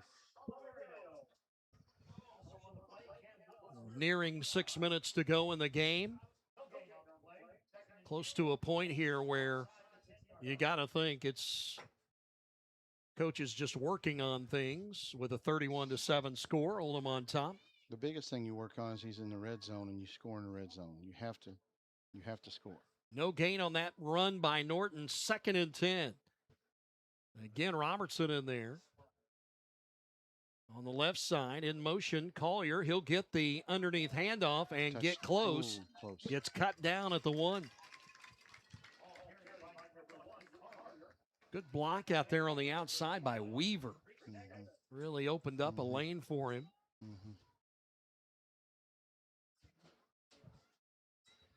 It'll be 3rd and goal from the 1-yard line. And knowing Jamie Reed, everything's on the table here. I would think you want to punch it in with authority. I would think they're going to go right up the gut behind their 2 big boys. Following Robertson over there, too. They'll give it to Collier. Stopped. No gain at the 1. Over there for DeSales was Ortega Vasquez, as well as Reese Davis, who we have not mentioned enough tonight. The senior coming up for support, actually placed it right where it was before. The definition of no gain. Or did they get a first down? I guess they got a first down when he got to the 1. So it's still 2nd over there. It reset the downs. So 2nd and goal. I thought it was 3rd. It'll be 2nd and goal. No gain on 1st. At the 1. Norton, no. Quarterback Briscoe, yes. Fakes the handoff, goes left. And a nice job by Briscoe to get into the end zone. Good play call. Just a misdirection play, and all you really need is a yard, but, it worked. First touchdown of the season for Weston Briscoe on a 1-yard run. And here comes Williams to try and tack on the extra point. This would make it 38-7 if they're able to punch it through. I would think they would. We had a flurry of turnovers, an interception by DeSales, and then a fumble by the DeSales offense. Holding for Williams is Briscoe, and he'll punch it through. Nice kick. And that will take us to 38-7. It'll also take us to a timeout with 4:24 to go in the game. Back in a moment on Glycon. Time matters, and when you're in need of a fast yet easy car wash, try Clementine's. Family owned and open 24 hours a day. Clementine's is a touchless wash that can make your car look as good as new in as little as 3 minutes. Visit them at the Old Thomas Car Wash location, 4139 Bardstown Road, or next to Kroger Fuel Center at 2010 Highway 53 in LaGrange. Clementine's, a proud supporter of high school athletics on Glycon, and juiced by Thomas Car Wash. You're watching UA Local 502 Louisville Football Friday on Glycod. Tyree, Mike Shelton with you from here at DeSales High. 38-7 Oldham County. 4:24 to go in the contest. DeSales ready to receive a kickoff here in just a moment. You know, I hate boiling it down to class versus class, but this has looked like a 6A team versus a 3A team. Just more personnel. You know, it really boils down to, I mean, it's almost like looking at Division I versus Division II. Yeah. They each have athletes on the side, but Division I, because of the number of scholarships, just have more. Right. And at some point, that scale's going to tip, you know, to the more athletic team with more athletes. So we've got a new kicker into the game here for Oldham County. Eli Glass, a sophomore, is going to get a chance to boot one away. He approaches, and it is gone. More like a sky kick than anything else. Bounces at the 22, taken there by Jones. And he is brought down at the 32-yard line. Actually, Oliverio, the one taking the kick that time, gets about a 10-yard return to the 32-yard line, and that's where the Colts will take over. Better than the field position they had after the interception. Sure. Again, next week for these two teams. For Oldham County, they will be at home taking on Shelby County. And next week for Mike Jackson and the Colts, they'll be at Nelson County. Doesn't get much easier for them. No, not at all.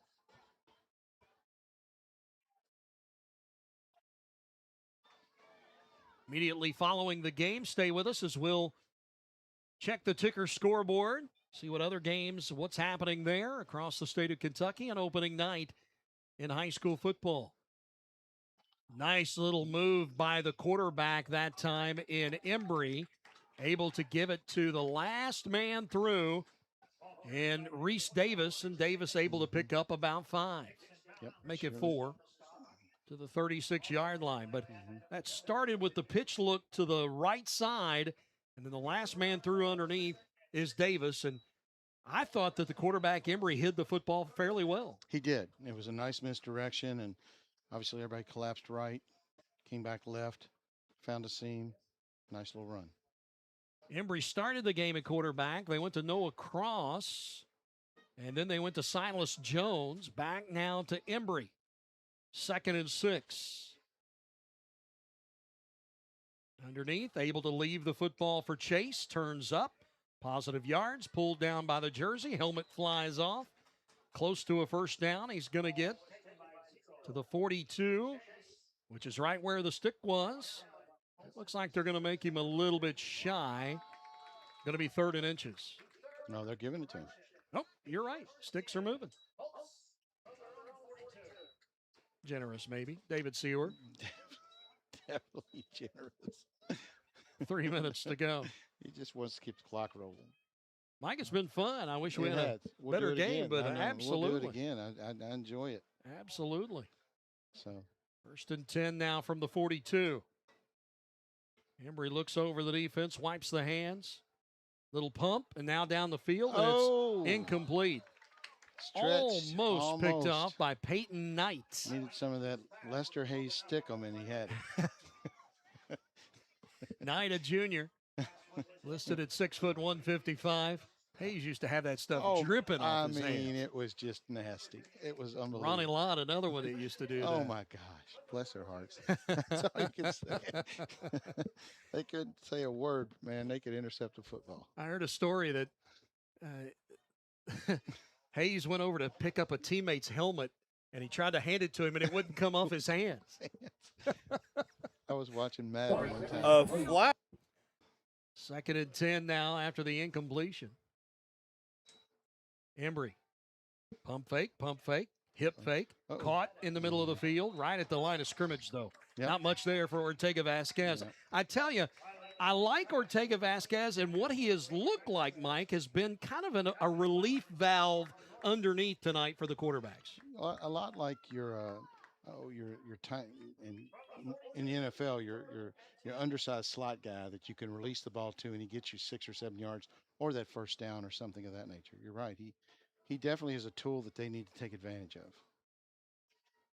Mike and I will talk about the scoring summary and what we've observed in this game after the game. Stay with us for the post game. Under 2 minutes to play now.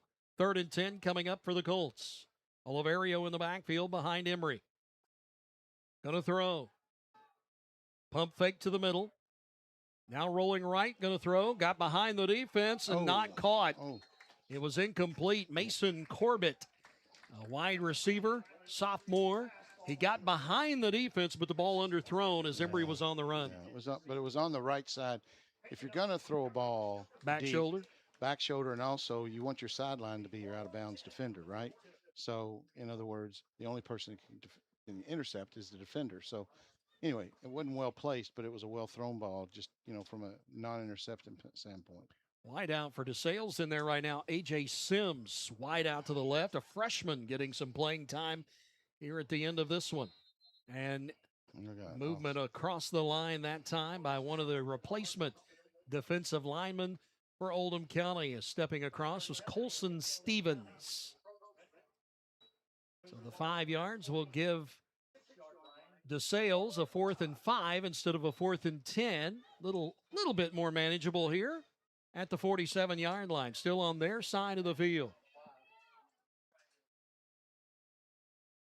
In motion goes one of the wideouts. They'll pitch to Oliverio. Running room. Look at that scene. Gets through the first wave. Second wave able to catch him. Nice play. But a first down on 4th down on an Oliverio run up across the 40-yard line to the 38. That's a gain of 16. I think Mr. Jackson has brought out some plays he wasn't really planning on showing tonight to get some confidence back in his offense. That's what I think, because those are some nice misdirection plays. 1st and 10 now from the 38-yard line on the Oldham side of the field. Embry fakes the pitch, looking, got time. Now to the sideline, complete. It's Dorian Bryce as a relief valve, and Bryce steps out of bounds, wasn't even at the line of scrimmage. He's going to lose a couple on this one back to the 40-yard line. Actually, they're going to give him the 39, so a loss of 1. He stepped out, so the clock stops with 1:03 to go. But 31-7, Mike, it always looks a little bit better when you're able to put one score at least up there. No doubt. You hope for DeSales they score again, because that's a momentum builder. Oldham County hopes they don't score again, because if anything, they just gave up 1 score. So Embry screen pass in the middle, set up well. Bryce that. getting through to the 25, to the 20, spinning, and then knocked forward as he'll get to the 17-yard line. Dorian Bryce with tough running after making the catch on a screen pass. I think they take a shot right here. They want another score. Under a minute to play now. 38-14 sounds just a little better than 38-7. And they're in the red zone. Embry wiping off his hands again. Behind him is Wells. No on the handoff. Going to throw into the end zone. It's almost picked off again by Knight. Or that was not. Yes, it was Knight on coverage. He's got a wingspan. My goodness gracious. Intended over there for Corbett, the sophomore. And the incompletion brings a 2nd and 10 from the 18 with 35 seconds to go. Mike Jackson is coaching this really hard right now. He wants to put it in the end zone. I think he has to. I mean, not that he's going to lose his team, but I think he has to show them they can compete. And I think he has done that very well this half. And he's got young players out there right now. And so he definitely has to push them to show them that they have to believe in themselves first. Fake the pitch to Wells, now having to throw. And the pass intended for Ortega Vasquez. He was bumped and held and everything else. We had a man wide open with nobody between him and the end zone, number 25. Wells was the one they faked the pitch to. He was just standing there. It's hard, it's easy to see that up here, but, yeah.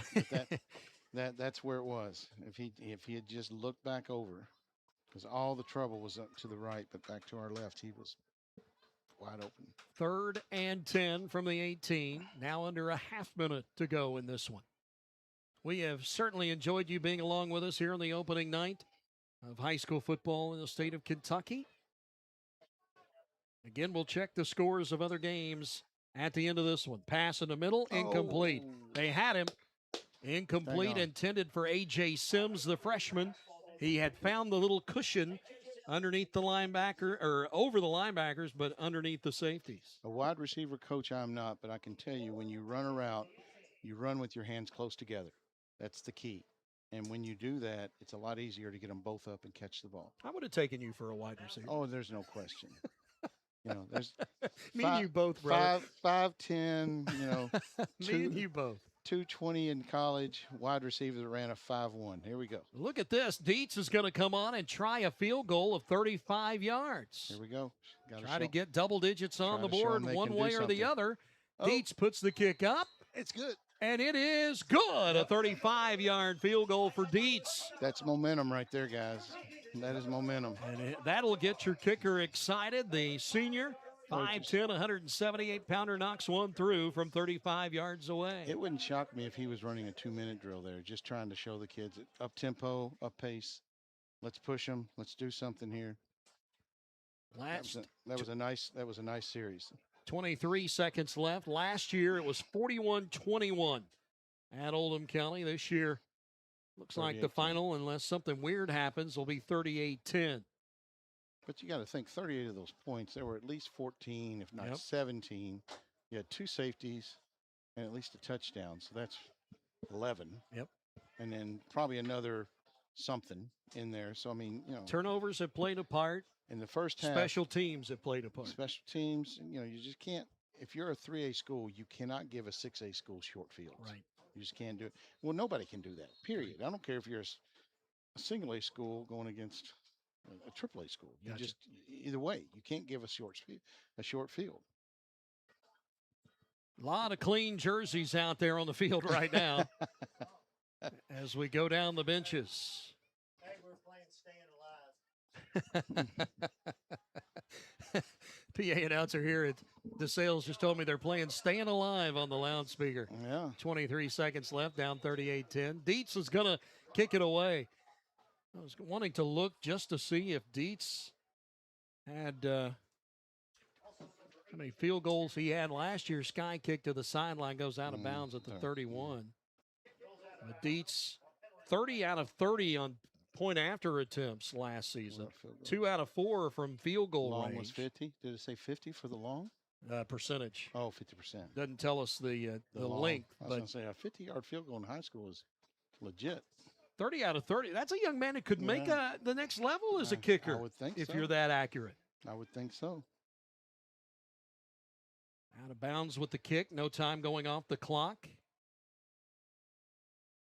Ball placed at the 35. They really only lost about 4 yards there. Yeah, I know. On the kick. I know. One running play should do it. I would think Jamie Reed will be happy to load the bus with a 38-10 victory. Mm-hmm. And no injuries, at least, well, besides the starting quarterback. I'm watching Tucker down here holding his helmet. He looks to be okay right now. I wonder if it's just cramping and he just never took off his pads. Yeah. Out there cheerleading for his teammates right now. Briscoe, handoff, Lee, middle. Lowers his head, gets across the 40 to the 43. And that's going to do it. I would think so. 38-10 will be your final score. Oldham gets a win. They'll go to 1-0 on the year. DeSales drops to 0-1. And that does it for tonight's regulation. We'll come back in just a bit. Start the postgame show. Stay with us here on Glycon. Innovation is what allowed us to reach for the stars. And now, to reach for the ignition without changing your oil for what feels like forever. Introducing Oil Guard, a Ferris exclusive. This innovative Vanguard oil system lets you go 5 times longer between oil changes. Along with Ferris's patented suspension system, you'll cut faster, mow longer, and reduce maintenance. Anderson Sales and Service in Madison, Crestwood, and Louisville. UA Local 502 is powered by Louisville and Southern Indiana's best trained, most productive plumbers, pipe fitters, and HVAC service technicians. A proud community partner with over a century's worth of service, UA Local 502 members have the knowledge and experience for the project you want done, whether it's large or small. Visit lu502.com for information about the contractors who employ our members. UA Local 502. We do it right the first time. From tools and equipment to tips on finishing your project, see the helpful folks at Crestwood Hardware, your locally owned Ace Hardware store. Built on more than a century of service, Crestwood Hardware offers Oldham County's best and most convenient selection of products for your home, farm, or garden. Visit Crestwood Hardware, 6536 West Highway 22, phone 502-241-8491. And for rewards when you shop, download the Ace Hardware app. Trying to be a responsible citizen and the best recycler you can be, but you just aren't sure what goes where? Google Oldham County Waste Wizard and check out the Wizard search engine. Just type in the name of your mystery item and see what pops up. It will tell you whether it goes in the trash, recycle bin, or donations. It tells you how to discard troublesome items like paint and televisions. Can you believe it even tells you how to get rid of a boat? Oldham County Waste Wizard, do you believe in magic? This message funded by Oldham County Solid Waste Management. You don't have to look far to see the power of the Electrical Union Local 369. No matter the size, we have the right contractor to fill your needs. When it counts, you can count on the International Brotherhood of Electrical Workers Local 369. Contact the IBEW today. You cannot depend on Carl to make peace with his seatbelt. But you can always depend on his car starting because he has an Interstate battery. Interstate batteries, outrageously dependable. Come by Interstate Batteries, 1510 Production Road, Jeffersonville. Founded in 1910 in the Ohio Valley region, German American Bank has been raising the standards in banking and wealth management for over a century. Big enough to provide the conveniences of modern banking, yet small enough to care about the people and communities we serve. Because we believe that when a community thrives, its people prosper. We're lending more than money. We're lending a hand. German American Bank, building our community together. Tonight's post-game recap is brought to you by German American Bank. For information about their array of banking and investment services, visit GermanAmerican.com. German American Bank, building our communities since 1910.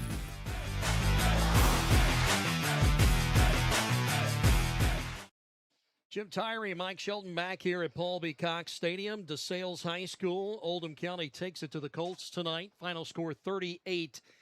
We'll talk more about this game coming up in just a few moments, but right now it's time to check the scoreboard and scores around the region. And looks like there have been some other games that have been fairly lopsided tonight. Collins able to run past Henry Clay at Lafayette. 48-6 the final score there.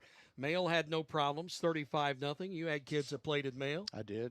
That happens fairly frequently against the Bulldogs. It does, and it's just what it is. Trinity 59, Anderson, Ohio 13, the final there. They had no problems. Cal, no problems, shutting out Pikeville 41-0. Cal they got it rolling. They do. You know, they get a lot of those kids that are slightly undersized that, I mean, they have talent, don't get me wrong, but maybe if they competed at St. X or Trinity, they're too deep. And, you can go to Cal and you can play and get noticed. And if you grow a little, all of a sudden, here we are. Yeah, you can kind of write your own ticket. Exactly. Anderson County, the Bearcats with a good opener tonight, 33-7. Maybe they've got something brewing down there in Lawrenceburg. Owensboro 24-7 over St. X. That raises surprising. an eyebrow. Yeah, that's surprising there. This one's still going on. This was a late start because it was part of that bowl format at Lafayette. And the Generals 14-0 over North Oldham. Lafayette might have something going on. They could. North Oldham's a 3 or a 4A school. Lafayette's 6. So, I mean, you have the talent gap there. But still, 14. I don't think North Oldham's. In the second. It's in the second. In the second. So there we go.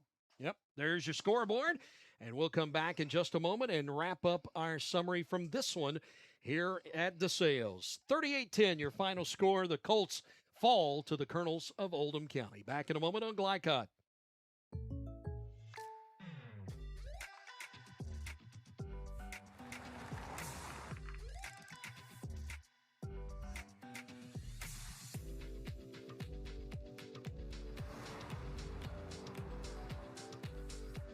For your surprisingly great rates, contact your local State Farm agent today. If you want the real deal, call State Farm agent Leslie Gilly in Crestwood today. Like a good neighbor, State Farm is there. From tools and equipment to tips on finishing your project, see the helpful folks at Crestwood Hardware, your locally owned Ace Hardware store. Built on more than a century of service, Crestwood Hardware offers Oldham County's best and most convenient selection of products for your home, farm, or garden. Visit Crestwood Hardware at 6536 West Highway 22, phone 502-241-8491. And for rewards when you shop, download the Ace Hardware app. A lot goes into taking care of your property. You need equipment with more durability, versatility, and #1 rated reliability built in, like Kubota compact tractors that can do it all right, Z-Series mowers that deliver a quality cut, and the Sidekick utility vehicle built for hard work and fun at 40 miles per hour. Kubota equipment lives up to the highest standards. Yours. Visit your local dealer today. Anderson Sales and Service in Madison, Crestwood, and Louisville. Research has shown high school sports to be a great community influence. Join scores of local businesses that have partnered with Glycod in sponsoring live, hometown-oriented sports programming on our video and social media platforms. For more information, email info@glycod.com. You don't have to look far to see the power of the Electrical Union Local 369. No matter the size, we have the right contractor to fill your needs. When it counts, you can count on the International Brotherhood of Electrical Workers Local 369. Contact the IBEW today. For dependable, friendly heating, cooling, electric, and plumbing service, it's Kinzer & Kinzer at 200 East Jefferson Street in LaGrange, your locally owned and operated Rheem dealer. Call 502-222-0497. Founded in 1910 in the Ohio Valley region, German American Bank has been raising the standards in banking and wealth management for over a century. Big enough to provide the conveniences of modern banking, yet small enough to care about the people and communities we serve. Because we believe that when a community thrives, its people prosper. We're lending more than money. We're lending a hand. German American Bank, building our community together. You're watching UA Local 502 Louisville Football Friday on Glycod. Back here tonight to take a look at the final numbers from German American Bank, strengthening communities since 1910. J.V. Tucker just too much tonight. Oldham County's new quarterback. A touchdown run, a couple of passes for touchdowns. Would have had a third if it hadn't been fumbled before it reached the end zone. He really looked good in the first half, and for a kid that is that young, didn't have much experience coming in, he looked like he'd been seasoned a while. He had a smooth delivery, good command of the field, called the right plays, made the right moves, put the ball where it needed to be effective, and you know, he ran the offense, which is what the quarterback has to do for a team to be successful. With all that said, DeSales comes out in the second half and outscores Oldham 10-7, so they didn't have any quit. No, you got to give them props for fight. I mean, you know, and I think that if I were Mike Jackson, that's exactly what I would be looking for, is let's do something third and fourth quarter, and they accomplished that. Drew Dietz gets a 35-yard field goal to cap off the scoring tonight. Very nice job by the young kicker. Had a couple of other kicks during the game. Dietz looked fairly good, but we're going to talk about most outstanding players here coming up in just a moment. Cross looked good in the second half. There were some bright spots, I think, for Mike Jackson, but I think so. Just way too many turnovers. Way too many. Can't give short fields. I mean, we talked about earlier, and you can't give short fields. You can't have turnovers. We were just talking to one of the assistant coaches, and they work on long snapping daily, and that's what you have to do. But sometimes it just doesn't click, especially in high school, because let's face it, they're 14 to 16, 18-year-old kids, and things happen.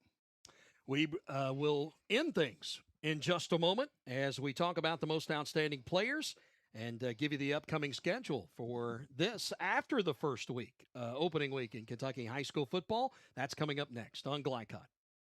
UA Local 502 is powered by Louisville and Southern Indiana's best trained, most productive plumbers, pipe fitters, and HVAC service technicians. A proud community partner with over a century's worth of service, UA Local 502 members have the knowledge and experience for the project you want done, whether it's large or small. Visit lu502.com for information about the contractors who employ our members. UA Local 502. We do it right the first time. For dependable, friendly heating, cooling, electric, and plumbing service, it's Kinzer & Kinzer at 200 East Jefferson Street in LaGrange, your locally owned and operated Ream dealer. Call 502-222-0497.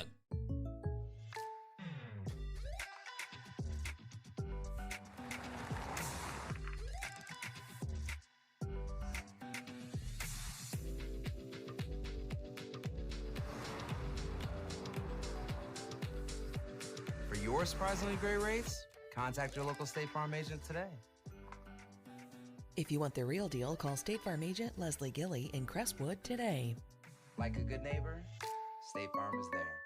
Trying to be a responsible citizen and the best recycler you can be, but you just aren't sure what goes where? Google Oldham County Waste Wizard and check out the Wizard search engine.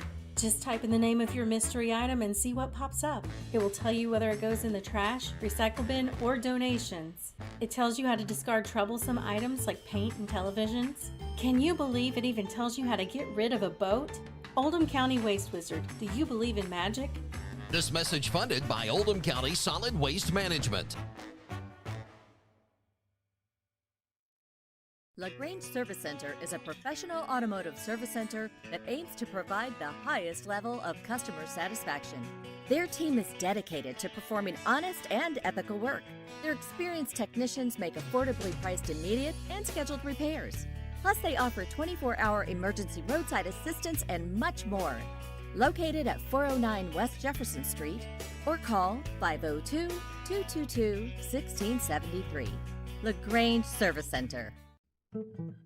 Founded in 1910 in the Ohio Valley region, German American Bank has been raising the standards in banking and wealth management for over a century. Big enough to provide the conveniences of modern banking, yet small enough to care about the people and communities we serve. Because we believe that when a community thrives, its people prosper. We're lending more than money. We're lending a hand. German American Bank, building our community together. This segment of tonight's game is brought to you by Oldham County Recycling Center and Waste Wizard. Do you believe in magic? LaGrange Service Center, providing quality car care for more than 60 years. And by German American Bank, building our community since 1910. Time to take a look at tonight's most outstanding players, brought to you by Crestwood State Farm agent Leslie Gilly. Like a good neighbor, State Farm is there. For Oldham County, has to be J.V. Tucker. What a debut for 2026 this young man had tonight. One running touchdown, two throwing touchdowns, should have had three. Easily, and just a good show of his abilities. For DeSales, we decided to go with Max Oliverio, 100 tackles last season. Tonight, this team's leading tackler. They needed him to be, as Oldham County was all over the field in the first half. He was everywhere. He seemed to be able to find the ball, make some plays. Had a few offensive plays that were impressive too, but he definitely was a difference maker on defense. So those are your two most outstanding players, and that's going to wrap up our broadcast for tonight. We do appreciate you being with us. Here's a look at the upcoming schedule. Join us next Friday for a great Week 2 schedule. Coverage starts at 6:30 p.m. For all schedule information, please visit glycod.com or scan the QR code at the top of your screen.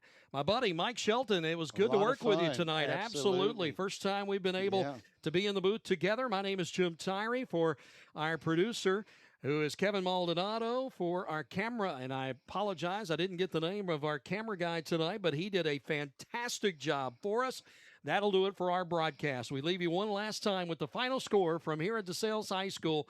It was Oldham County 38 and DeSales 10. Thanks for watching us here tonight on Glycod. From Glycod, this has been UA Local 502 Louisville Football Friday. UA Local 502 and the Mechanical Contractors Association of Kentucky. They do it right the first time. Tonight's game was brought to you by Tinsley Family Concessions, commitment to quality. Blinds Direct, your locally owned window decoration specialist. Interstate Batteries, reliable starts with Interstate. German American Bank, building our community since 1910. Polo Real Estate Group, a realtor you can trust. Anderson Sales and Service, a top choice for homeowners and lawn professionals. And by State Farm Insurance Agent Mike Shelton. Like a good neighbor, State Farm is there.